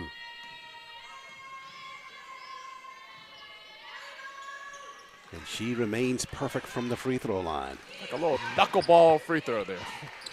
Comes out of there with great spin, though. You're right. The form leaving the hand looks awkward. Abner in the front court. Stiegel, right side now. Had some space there, but not a shot that she Chose wanted to pull take. back out. 8:30 remains. Left corner Abner. 12 to shoot now. Top of the key. Jackson. Back to Stiegel. Now 6 to shoot. She'll push right side, and she drew a foul. Bumped on the penetration there by Luke. You know, Charles, it's two different mindsets. It's one thing when you're playing catch up and you're trying, when the dog is chasing the car, it's a totally different thing when the dog catches the car. It's like, okay, what do I do now? Sure. Nobody told me about this part. All right, now, so let's see if Tuskegee, how they shift their mindset from going from behind to now having the lead. Can they build on it? Can they maintain it? Abner over to Stiegel for three. Back of the iron. Rebound fought for, cleared by Andresha Smith for the Lady Tigers, but they throw it away. Turnover, number 31 for the Lady Tigers. And Tuskegee with the basketball, half-court set, and a 1-point lead as we approach 8 minutes left in the ball game. Yeah, Coach Rice is now duplicity. There's three of him over there, all standing beside each other. Split personality, huh? Parker again for three, rattled it good. Parker is their three-point specialist. And she knocked down her second three-pointer in the second half. Big basket there for her. Yeah. Don't want to leave her open. Had a chance to talk to Jasher Cox, the assistant AD for communications at Tuskegee, and he was telling me about Parker and her ability to shoot the basketball. And that has rung true here in this first-round contest for the Tigerettes. They lead it 58-54. Inside, Jones stumbles toward the rack, missed on the shot. Nothing but black jerseys converging for that rebound. Yeah, Jasher's done a great job since taking over for Travis Jerome over at Tuskegee. Travis went over to Alabama State, and Jasher stepped right on in and replaced one of my favorite SIDs, and now I got two favorite SIDs. Indeed. Yeah, Travis, one of our favorites as well. Hard push inside. Daniels missed on the shot, but got her own rebound. Now this time Abner to the rack, and she will draw a foul. Yes, that's how you go to the rack, with ill intentions. So Abner to shoot two here. 7:06 remains, 4-point lead for Tuskegee University. One time that they met during the season, Lady Tigers won that ball game, 72-57. Tigerettes trying to get a little bit of payback, but Abner missed on the first there. Yeah, well, Tuskegee has already eclipsed their point total from their previous matchup. Abner, 1 of 2 from the line there, got that second free throw. Pressure defense here. Oh, that was Jones. a lot of steps there. I think they're going to get Abner with a foul in the backcourt. Indeed, they will. So Abner picks up that foul. That's her first. Yeah, I think you could have made the case for some steps before the foul. Certainly could have. Bay across the timeline left side. Now out front to Jones. She's doubled there near the mid-stripe. Wow. Tuskegee tying that basketball up. Jump ball going to be called. Arrow will keep it with the Lady Tigers, but a good jump there. Ambush there really at the mid-stripe by the Tigerettes up front. Yeah, and I was wondering what their mindset would be with the lead, and so far it has been aggression with the lead. They've really turned up the intensity on defense since going back on top. Shanacia White out front, left corner with the pass, Makisha Moore.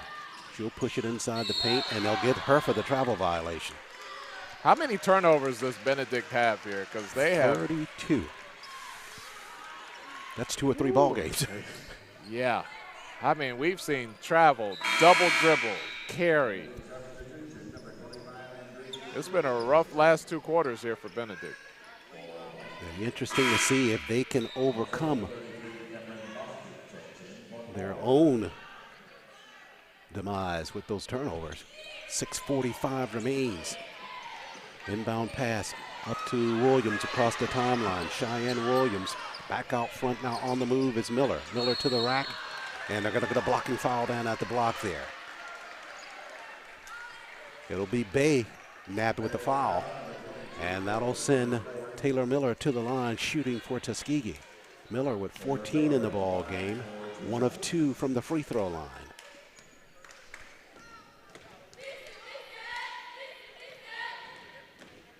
Miller for the first free throw. Nice form.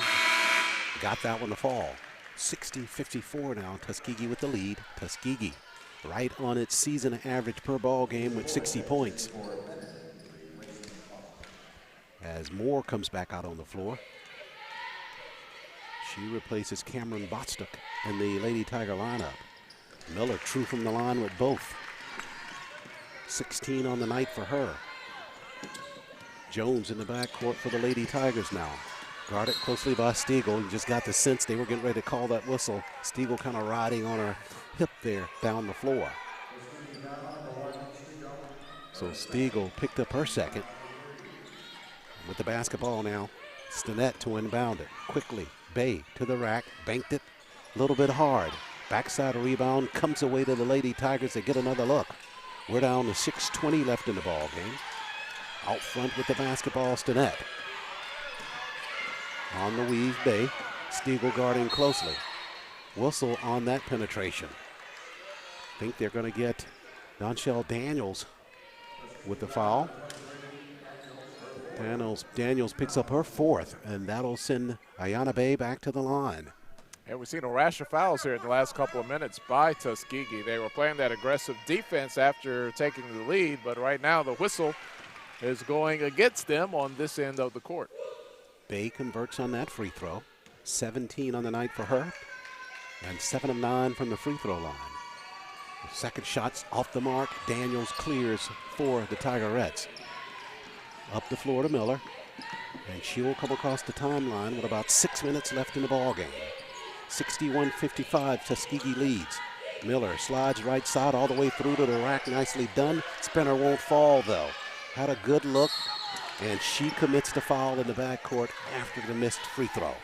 Yeah, you see that all too often. Yeah, Tyler. You miss a layup, and you want to make up for it immediately. Tried to reach in and steal, but that hardly ever works in your favor. So Miller commits the foul, and that sends Bay back to the free throw line for the Lady Tigers of Benedict. They trail by 6.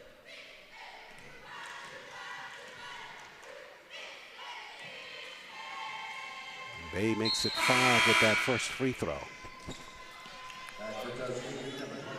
Jackson back out on the floor now for the Tigerettes. And Andresha Smith back out on the floor for the Lady Tigers.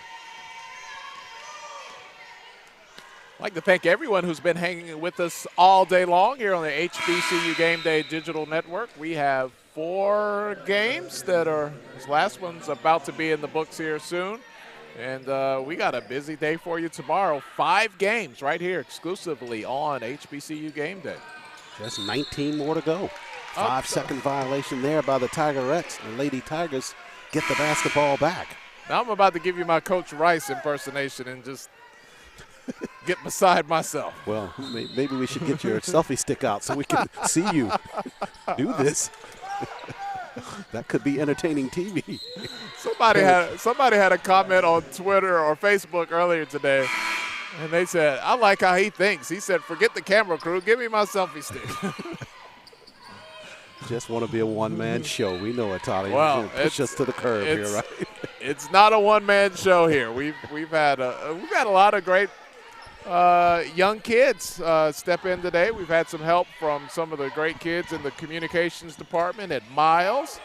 Clark Atlanta's been in the house, and so not only are we able to bring you exclusive content that you enjoy, but it's also an opportunity for some of these kids to get in and get some real-world experience, and they've been doing a great job on camera today. So it's a win-win, a beautiful situation when that happens. Indeed, you're right. It's all about passing the baton.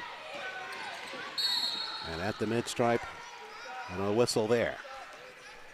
Yeah, because I've been on the call with you and trying to send tweets at the same time. That takes about 20 minutes worth of my brain activity. What'd you say, Charles? I'm tweeting. Hold on. Sure, don't bother me. Right? 5:44 left in the basketball game. At the line, it's Alexis Sherrills for the Tigerettes of Tuskegee. And Sherrills, the freshman from Crown Point, Indiana. We'll try to put a fine point on these free throws here. Yeah, Stephen Gaither, the godfather of HBCU Game Day, loves to tell me how inefficient my tweets are and how I don't use the right hashtag and tag the right people and all that good stuff. As Sherrills misses the first of 2. I'm good to remember my password. Tell me about it, yeah. I still have a rotary phone at home, so Sherrills got 1 of 2 from the line, 62-57. Jones in the backcourt. She's standing on the inbound line. So turnover number 34. Tag Benedict with just about as many turnovers as it got points in this basketball game. Wow. That's a hard way to go. And Tuskegee's offense hasn't taken off and pulled away, but Benedict hasn't really been able to make up much ground, getting most of their points from the free throw line here in the last few minutes. Half court set now for the Tigerettes.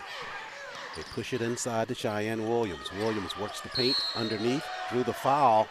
That would have counted had it gone, but she will be at the line shooting. Williams. The sweeping hook, a lost art form in college basketball. Now, I'm going to see if you can really find anything interesting to say about Cheyenne Williams' form from the free throw line.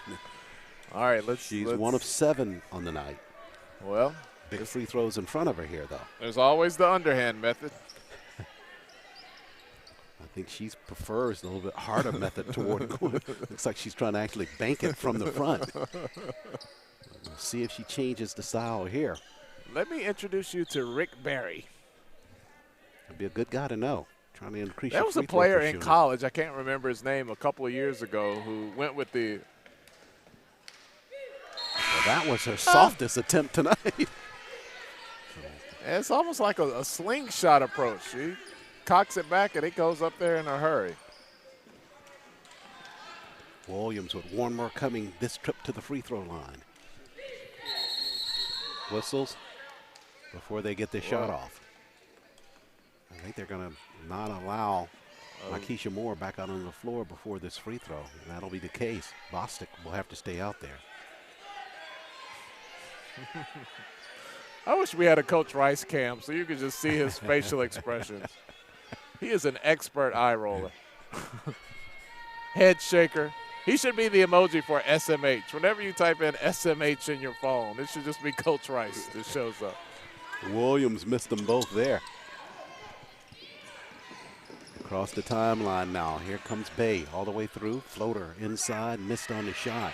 They converge at the block. Got a second chance opportunity. This time Jones with the third put back right side. That's a big basket by her. That'll send her to the line. A chance to make this a 2-point ball game. Yep, Tuskegee had that momentum. It has stalled. Can this be something that jumpstarts Benedict in their efforts to get back into this game? Jones shooting here. 5:24 remains. Pushed it quickly, but got it to fall.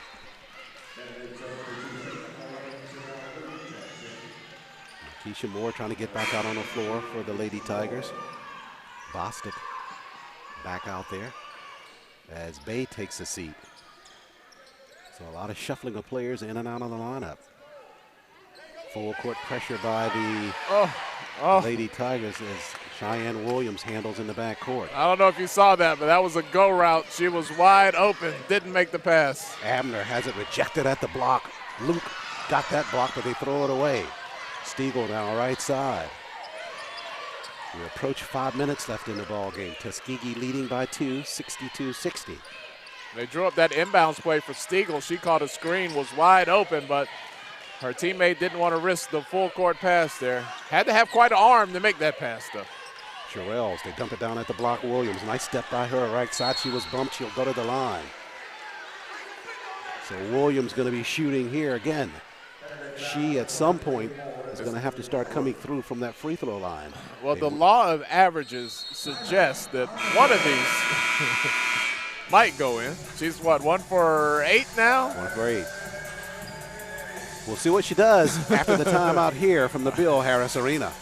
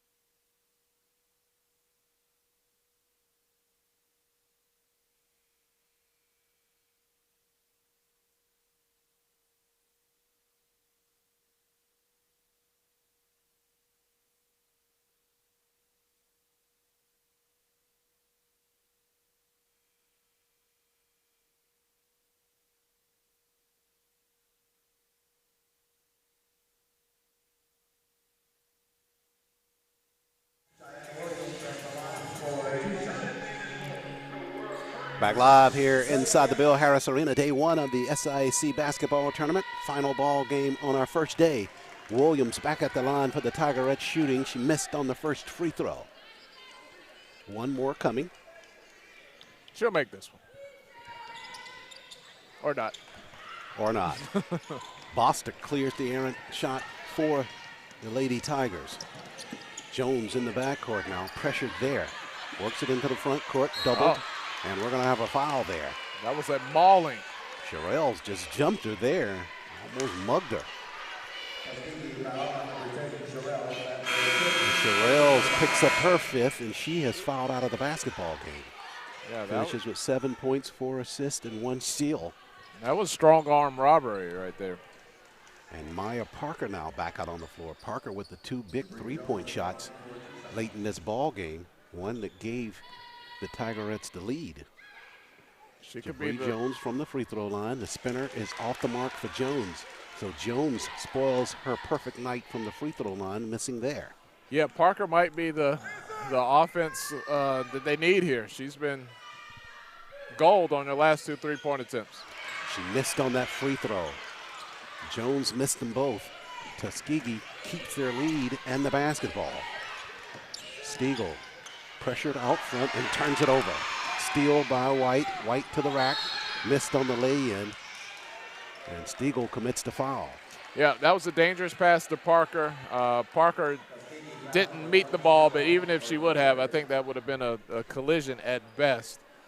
Just a risky pass, throwing it that far across the floor. She's actually going toward her left and trying to throw it back across the floor. Turnover sends the Lady Tigers to the line, but they will attend to Chevrel. Well, correction on that. That's White that's getting some attention from the training staff at Benedict College. So at the line, it's going to be Mykesha Moore, the senior from Los Angeles. I've met 2 people today, 2 students from Los Angeles today. So the good news about the SIAC is made it to the West Coast for sure. Indeed.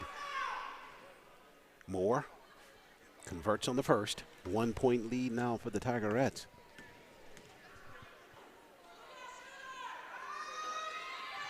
Moore ties this basketball game up from the free throw line. Full court pressure now. Pass batted away.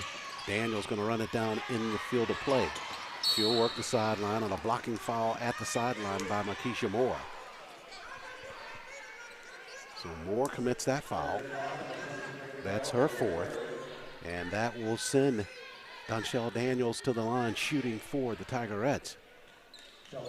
Tuskegee, if they reflect back on this basketball game, if it's a loss for them, they can look right to the free throw line to the answer as to why they lost. Only 17 of 34 shooting from the free throw line as in this one here. That's a lot of points you're leaving right there on the floor. Yep. 18 for 35 now, or 17 for 35 now. That is definitely under 50% and not a good percentage from the land of the free. Daniels for the second of 2. She goes 1 of 2 there and gives the edge back to the Tigerettes. We're at 4:15 left in the ball game. Luke across the timeline. And a whistle there. They'll get her for the travel. May have been the initial call initially when she stopped on the penetration, but they get her on the second effort. You know, we haven't had an overtime game today. Just want to throw that out there. You know, there's a lot of room at the scorer's table. The photographers look like they need some assistance down there. Look, they'll keep your cookies warm at the DoubleTree. Just hang around for a little while longer. I think I see Oscar Daniels and Pat Martin down there saying, come on, Tolly, join us. It's okay if you want to go. Hey, man, those are some great guys. They've taken a few pictures of my kids and sent them to me in the past. Dangerous pass, but Jackson foul line got the clip, but the shot's off the mark. Basketball's tapped away and stolen. Jackson with the second effort after the steal got the basket. Whistles in the backcourt. Abner just needlessly fouling there. Well, she almost had a steal because Chevelle Luke was a little upset over the last play. Wasn't paying attention to the inbounds, nearly lost it. Tuskegee had a small chance to get a quick steal right there, but it resulted in a foul. Luke back to the line for the Lady Tigers on the night. She is 4 of 4 from the free throw line. Contrast that with the Tigerettes of Tuskegee. If Benedict has one saving grace, is what they have done from the free throw line to offset the 34 turnovers that they have in this basketball game. They are 22 of 30 from the charity stripe at 73%. Who makes the call if you're going to be Tigerettes or Lady Tigers? History made that call long ago. That's as profound as I can be. Missed on the free throw. Back the other way now. On the move, that's Miller. Floater to the rack, off the mark. Daniels fighting for position. And we are going to stay on the Tigerette end of the floor. Armstead comes on. And it's interesting, I was asking Jasher Cox about that just prior to the ball game. So I said, Jasher, is it Tigerettes or the Lady Tigers? He kind of grimaced a minute and said, it's the Golden Tigerettes. Stiegel had it tapped. You were wrong on all accounts. Yeah, sure. We have Maroon Tigers. We have Golden Tigers. Absolutely. Benedict Tigers.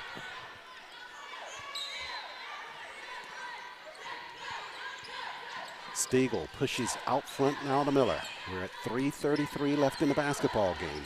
2-point lead for Tuskegee and a whistle. And blocking is going to be an offensive foul call there on Miller. I don't know about that one. Yeah. Miller with that call has picked up her 5th personal. It seemed like that was I'm not sure the defender was set there. But tough call to make there with 3:30 remaining in the basketball game. So Miller picks up her 5th.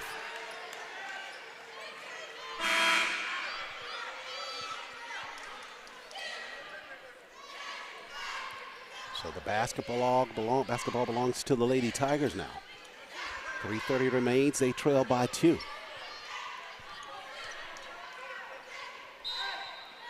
Miller with 16 points in the contest. See who can step up for her absence when she's gone with the offense. Doubled at the mid-stripe. And a jump ball called. Possession arrow will send it back to the Tigerettes of Tuskegee. Coach Rice is really beside himself with that call near the mid-stripe. I see a big Golden Tigers fan in the stands. Willie Slater, the head coach and athletic director as well at Tuskegee. He is enjoying tonight's action as his team is holding on to a 2-point lead here. They'll have the basketball far side of the floor. 3:23 remains. Stiegel pushes in play to Daniels. Daniels out front. Back to Stiegel. Tigerettes leading by 2.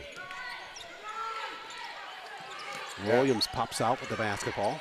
Right side Daniels, 14 to shoot now for Tuskegee. Right corner, Daniels lost her dribble. Pass out front, dangerous pass over to Abner all the way through. She left it short. Basketball over to the Lady Tigers. Luke pushes the floor all the way through, whistles toward the rack, and they're going to call a blocking foul. And that's a good call there as Stiegel trying to find the position was still sliding, and she bumped Luke, and Luke converts on the basket.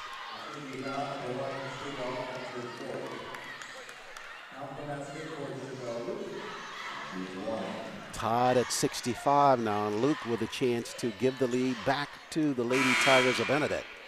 How many turnovers now for Benedict? Benedict at 35 turnovers in this basketball game, and still within striking distance right now, tied and a chance to win it. We might write a new chapter for Black History Month. The first team to win a game with almost 40 turnovers. Luke. Should it happen. They take a lead. And Coach Rice takes a timeout. 2:51 remains in the basketball game. I can't recall having watched a basketball game with that many turnovers by a team and them being this close to winning the contest. Well, you have to ask yourself, what's the equalizer? And I think that has been Tuskegee's inability to hit their free throws. No question about it. They're under 50%. If they shoot 60%, we're not in the same situation we are right here with Benedict now leading it by 1. Tuskegee right now, Tolly just hovering a little bit above 50% from the line, but still dismal on nonetheless at 19 of 36. And that is actually, as you indicate, the equalizer as to why they are trailing this basketball game. Wow, so that's 17 points that they lost at the free throw line? That's more than enough to be comfortably ahead in this basketball game. Tigerettes late breaking from the team huddle now. They'll have it with the inbound pass, and they throw the basketball away. A foul going to be called on the inside there. The official there had to get his whistle in his mouth to make the call, but he got it there. And Andressa Smith will be going to the line to shoot.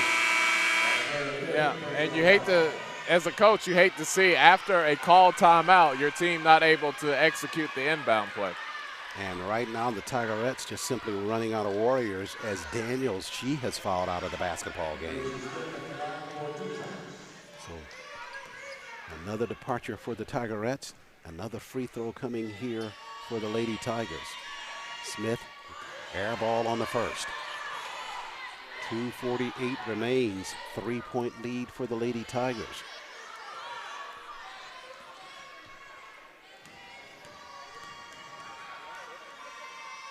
Smith for the second of 2.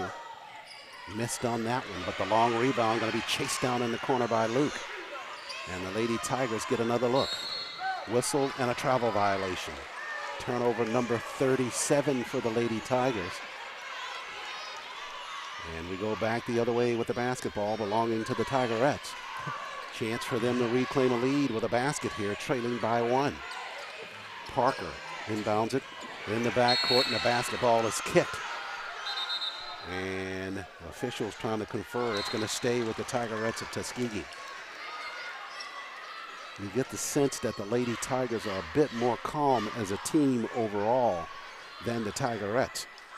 Seeing it as time winds down, and just the sense that Tuskegee just doesn't have the set formula for this kind of activity. Left side, whistles on the play. The bank shot, they are going to count this basket. Abner got it to the rack on the shot, just continued on that play. And correction, that's Jackson on that basket, and she'll be at the line shooting. She took about 4 steps when she made that basket, but they didn't call that, but they did call the foul. Jackson to shoot here. Big basket by her. She's got 12 in the basketball game. Gives the Tigerettes the lead, a chance to extend that to a 68-68, 68-62, 66 margin with a basket here with a free throw. Bay back out on the floor for the Lady Tigers. 2:34 left in this contest. I'll say it here, 2:34 left in regulation. Hey, this has been the closest game of the entire day 1 here at the SIAC tournament, which you're watching exclusively on HBCU Game Day. Jackson drops that free throw, make it 68-66. Perfect way to end the opening round. Whistles and another travel violation there by the Lady Tigers. This time is Jabri Jones with the turnover. Armstead trying to get on the floor. Parker out on the floor for the Tigerettes. Armstead replacing Moore in the Lady Tiger lineup. When this is over, Benedict's turnovers might be higher than the shooting percentage from the free throw line for Tuskegee. Oh, boy. Stiegel in the backcourt now, pushes into the front court in a big hurry. Now she'll pull back out front. We approach 2:15 left in the basketball game. Tuskegee leading by 2.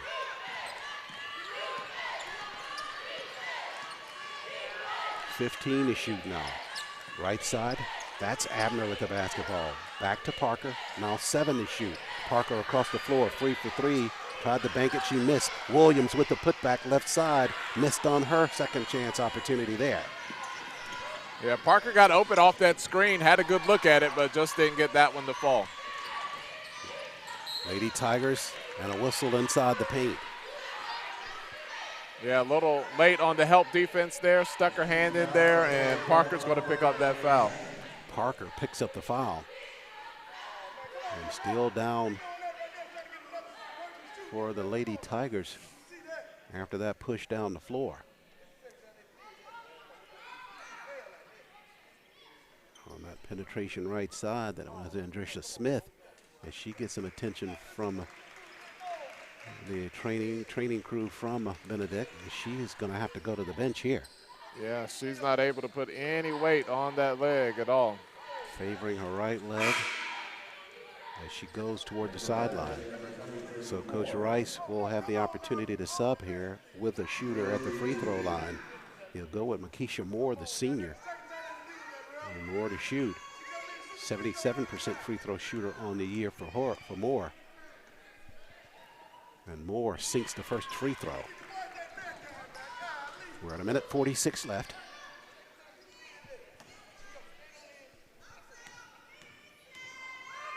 Moore 3 of 3 from the line. Now goes 4 of 4 and ties the basketball game at 68. Stiegel in the backcourt now for Tuskegee. She's going to be doubled back there. Tries to slide through the defense, and she drew a foul. I think that was her best option. If you look at her height, she's not going to be able to get it over those two defenders. So she took the contact right to him and was able to draw the foul. And Janicia White, now that's her 5th foul, and she fouls out of the basketball game. So that will send Stiegel to the free throw line for the Tigerettes to shoot here. Stiegel on the night, she's perfect from the free throw line at 4 of 4. One of the few bright spots for Tuskegee from the charity stripe.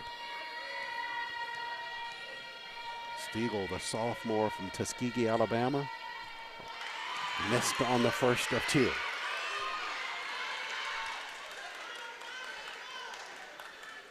She'll have another coming here. Chance to give the Tigerettes at least a 1-point lead with 1:40 remaining. Missed on the second as well. So the basketball over to the Lady Tigers of Benedict. Jones pressured in the backcourt. Now works it. And behind the arc, travel violation there.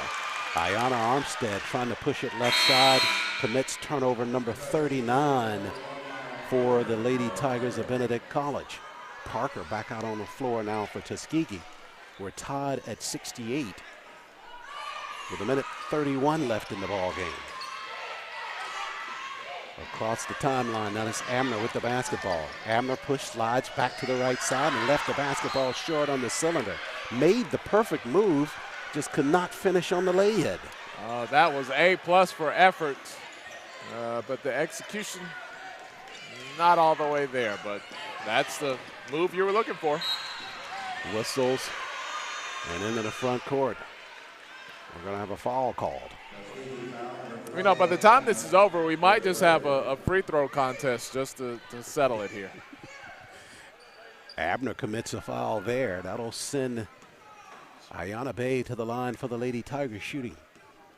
Bay 9 of 12 from the free throw line in this basketball game. 19 points for her. And she collects her 20th point with that first free throw and gives the Lady Tigers the lead. Tyler Everett on the floor now for the Tigerettes. She'll replace Maya Parker in the lineup. So when you look at Tuskegee's lineup right now, where is the offense going to come from? Can you get Parker open for another 3? Can Stiegel make something happen? Bacon got them both from the line. Tuskegee trailing now 70-68. They'll have the basketball as Bay departs after making the 2 free throws. Give her 22 in the contest. Abner coming back out for the Tigerettes. She'll replace Everett in the lineup. They tried a home run play for Stiegel before. She was wide open. They didn't complete it. Let's see if they try to run that play again. Official's going to confer now. Looks like they're looking at the clock now to see if the time is right up there. They're going to make Abner have to wait before she's able to come into the basketball game. Second time we've seen that this in second half of the ball game. Abner entered illegal. Stiegel's going to look for a screen from Parker here. She gets the screen. She's open. Pitches up the floor to Parker now. They got it across the timeline. Parker back to Stiegel with 1:10 left. Parker's open. She's screaming for the ball. She didn't get it. Stiegel backpedals. Now she'll attack right side. Parker is top of the key. They got a free there. They're in traffic and they throw the basketball away. 3-on-1 for the Lady Tigers. They go to the rack and there's the lay-in left side by Armstead.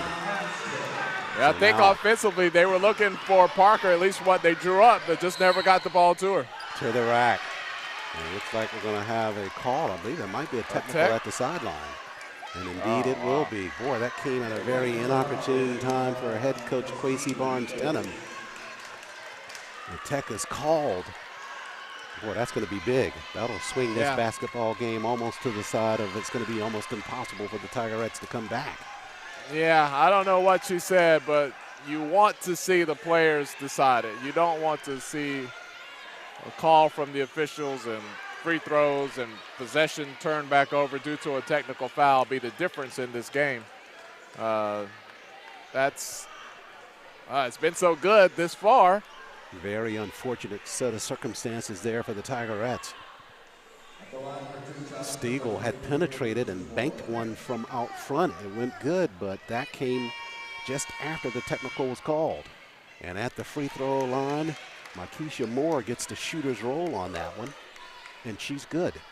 So this is going to be 2 free throws and the ball with just 44 seconds remaining. So she got them both from the line, and here's the Achilles heel here. You're right, Tolly. They're going to have the basketball. So just that quick, about a 6-point swing. And Lady Tigers in a better position here with the final 44 seconds remaining. And talking to the scorekeeper here is the officials looking on to, looks like something needs some adjusting over here.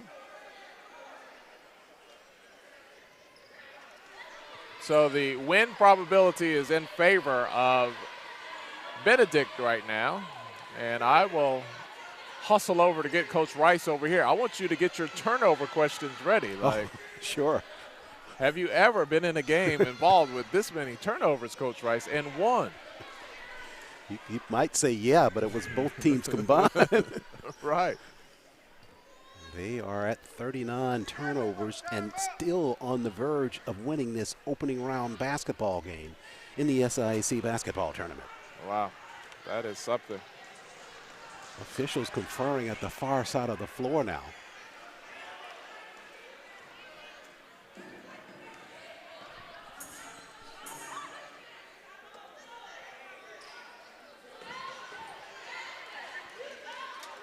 And Coach Timmons trying to get some clarity from the officials.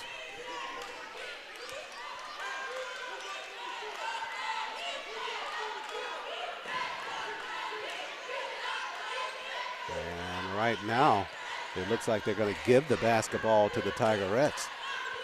But that's after this one-on-one confrontation with the official right in the face of head coach Kwesi Barnes-Timmons for the Tigerettes of Tuskegee. There's a lot of splaining going on over there. 44 seconds remains in this basketball game. And right now, Coach James Rice and his Lady Tigers of Benedict about to avoid what was almost inevitable doom for them with 39 turnovers in a ball game. As the Tigerettes will have it on the inbound play. 74-68, Benedict leads.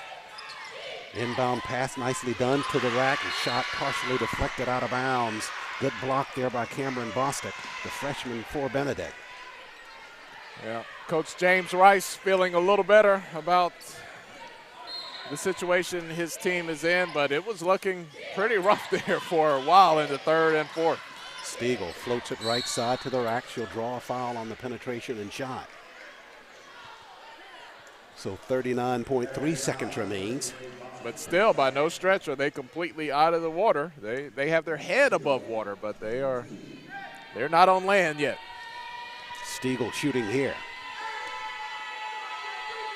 First free throw by her is good. Make it 74-69. Everett back out on the floor for the Tigerettes. And Bay coming back out for the Lady Tigers. So if you get the bucket here, you're going to have to foul, because otherwise they're going to run the shot clock down and just give you 9 seconds left. And that won't be enough. So you have some time to go for a steal. I don't think you have to foul right away. But if you can't come up with the steal in under 10 seconds, 7 seconds probably, you want to go for the foul. Stiegel missed on the second of 2. And Coach Rice going to take a timeout here with 38 seconds remaining in the basketball game. And I think you're right, Tolly, that you're going to have to do something to kind of expedite play here, either foul, either after it's clear you're not going to get a quick turnover, and force them back to the line and see what kind of favor you'll find from the line, with Benedict right now shooting 76% from the free throw line at 31 of 41 in this basketball game. Yeah, that is the difference without a doubt. Benedict here, they just want to get a clean inbounds play, and then they want to play keep away as long as they can. Tuskegee wants to get a 5-second violation is their absolute best bet, or a turnover on the inbounds pass itself. But if they don't get a steal within the first few seconds, you got to figure out right now. One of the things I imagine you have to be talking about is who is the best person to foul. No question about that.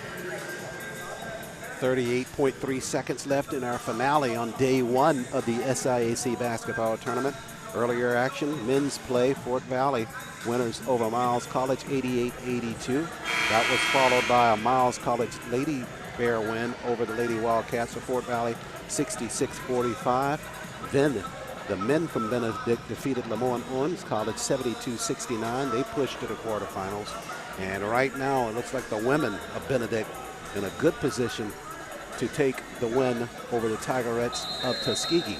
They have the basketball in a half-court set. Armstead surveys, punches it inside the Bay. Bay's fouled immediately there. Williams unintentionally poked her near the eye, but that'll send Bay to the line to shoot the free throws. So Williams collects her 3rd personal, and that sends probably the person that they want at least at the line for Benedict, Ayanna Bay, 11 of 14 on the night, shooting from the charity stripe.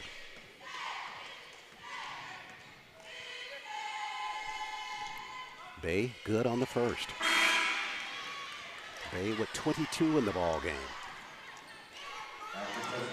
Yeah, that pushes the lead up to 6, and 2-possession ball game at this point. If she makes another one, you're going to look at a 3-possession. Sure. Tough to get that out of 37 seconds. Yep.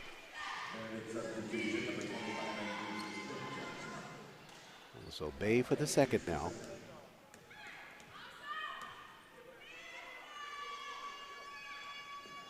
Spinner falls good for Bay and the Lady Tigers. And a timeout taken by Coach Barnes-Timmons and the Tigerettes of Tuskegee. Hey, they had some awards last night, Charles.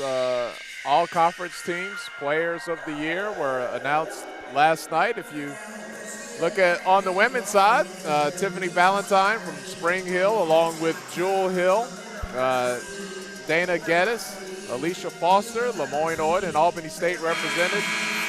Marissa Mandelov, yeah, from Clark Atlanta. I might need glasses before this is over. Central State and Clark Atlanta really dominated the second team.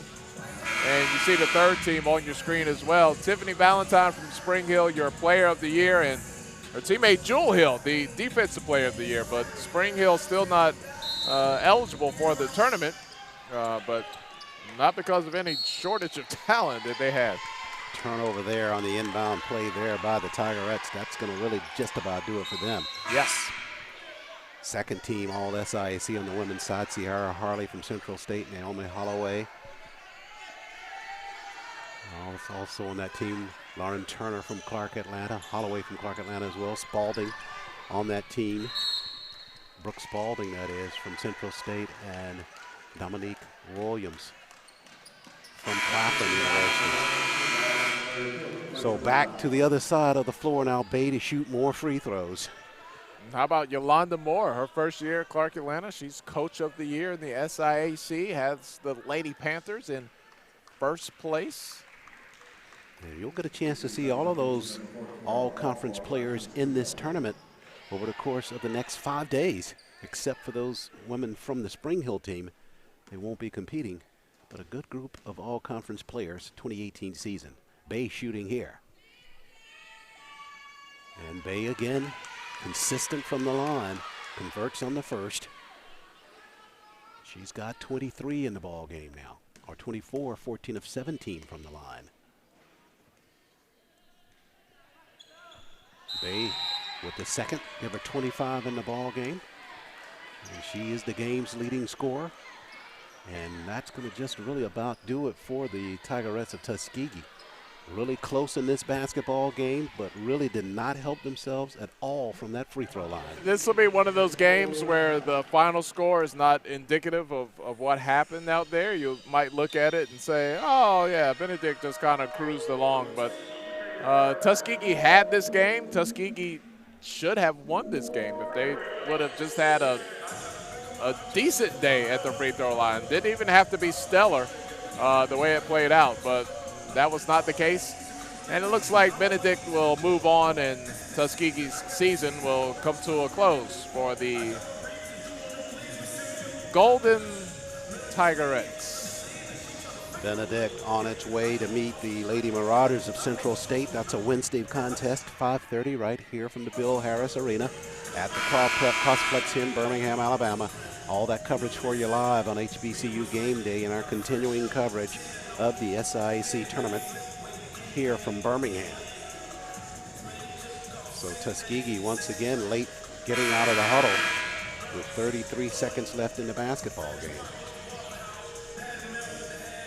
78-69 Lady Tigers, despite committing 39 turnovers, appear headed for a win. Abner with the basketball, back to Parker. She's head fakes, fires a three, partially blocked there. Good defensive effort by Andresha Smith. 24 seconds left and a foul in the backcourt, and fouled, guess who? Ayana Bay. Yeah, it's kind of hard. You have your marching orders. You want to foul, but even in your own mind, you know it's not going to make a difference here at this point. Bay 15 of 18 from the free throw line. 25 points, game's leading scorer. Most of that coming from the free throw line. Tack on another point there. 79-69. The lead is 10 for the Lady Tigers. Well, we didn't get overtime. I didn't make that jinx on my predictions. Rattling the second free throw. But it looked like overtime for a long while that was in the cards. Another timeout taken by the Tigerettes.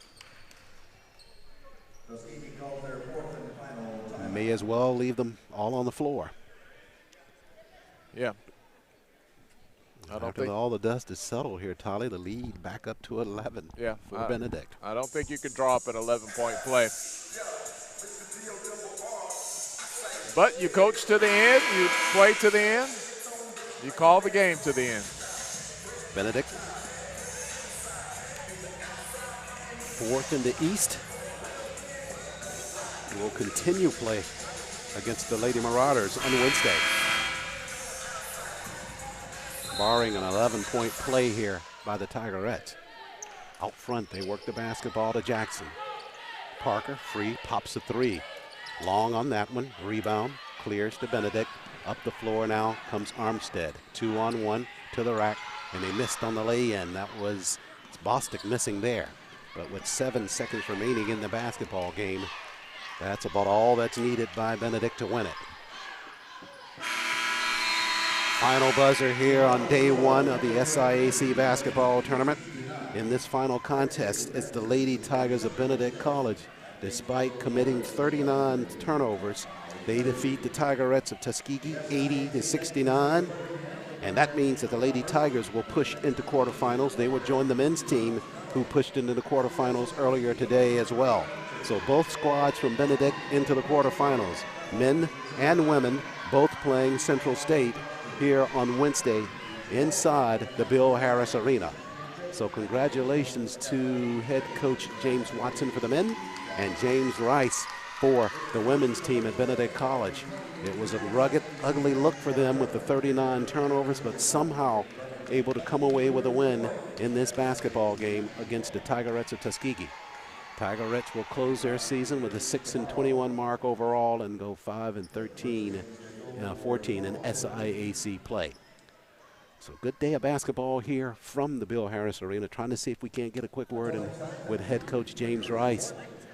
But they'll do their annual routine after the basketball game, huddling there at the midcourt.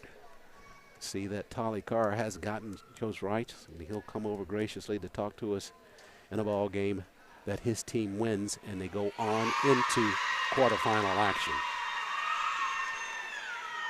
Ayanna Bay with the 27 points. And just the contrast from the free throw line was the difference. Benedict shooting 79% from the free throw line, 37 of 47. And the Tigerettes of Benedict of Tuskegee, 21 of 41 from the free throw line. We are joined now by head coach James Rice. After his Lady Tigers win this basketball game 80-69, Coach, congratulations on the win. Thank you. I appreciate that. Coming right off the top, we have to ask you, you win it with 39 turnovers in the ball game. Your team averages about 22 per ball game, and abnormally high turnovers in that contest. How concerned were you about the number of turnovers you had there? I was real concerned. Later on in the second half, I thought that was a problem. They played that pressure defense. It bothered us a little bit. I'm surprised we won the game like that with 39 turnovers. So. We were talking about it here as the game continued to elapse.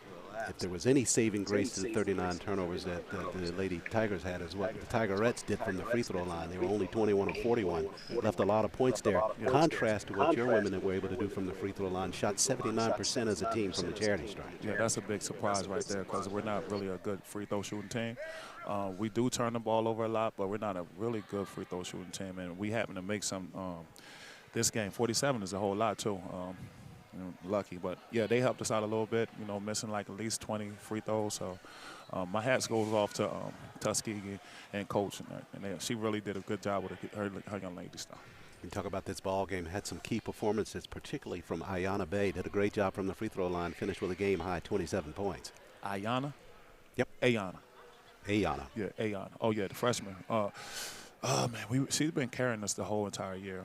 I'm glad that she had a pretty good game here. She got in a little foul trouble, so I had to sit her down there the second half. But she came back in, kept her head, and we were okay. So I'm glad I got that young lady on my team. Big win in the first round of the tournament. You go to the quarterfinals now. You meet the Lady Marauders of Central State. Played them once during the course of the season. Lost that one by 10. What do you got to do to change that here in the quarterfinals? Well, we definitely got to take down our turnovers. Our turnovers really hurt us in that game as well. It's hard. There's no secret to it. You take care of the ball, you make free throws, you make the easy basket, and you contest their shots. Hopefully we can do that, coming Wednesday. Final regular season ball game was back on February 17th. How much do you think ring rust played into the number of turnovers in the contest? We turn the ball over, like you said. We turn it over 22 times, 25 times a game. I know that. Just our turnovers, we just don't want our turnovers to lead to points, So I think we was turning that ball over pretty much, and it was leading to 2 points for them, easy basket for them, and it hurt us. So hopefully we can cut down on those turnovers and make it a ball game. You win this one, Coach, 80-69. You push into the quarterfinals. Congratulations on the win. We'll see you back here on Wednesday. Thank you. See you here Wednesday. Coach James Rice Man, breathing a sigh of relief after the ball game really. today. Thank you, Doc. Yes, sir. Lady Tigers win at 80-69 over the Tigerettes of Tuskegee University. They will push on to the quarterfinal round here on Wednesday and meet the Lady Marauders of Central State. So quarterfinal action for Wednesday after today's action. Fort Valley will meet Morehouse on the men's side. And then in other men's action, it'll be Benedict taking on Central State. Fort Valley on the women's side, Miles on the women's side will meet Clark Atlanta in quarterfinal action on Wednesday. And it'll be the Lady Tigers of Benedict meeting Central State in Wednesday quarterfinal play as well. Full day of basketball activity here from the SIAC basketball tournament. Watched it all live on HBCU Game Day. thanks to our crew here and from the production side with Toby Durham from Raleigh handling our production, and Tolly Carr just roaming the entire facility on a full day of basketball action from Bill Harris Arena. That'll do it for our coverage from here for today. Back here live, 12:15 start for our first contest, first of 5 tomorrow. All of that live on HBCU Game Day. Please make your plans to join us then. Until then, on behalf of everybody here at HBCU Game Day and the SIAC offices, Charles Ward said thanks so much for joining us, and have a good night.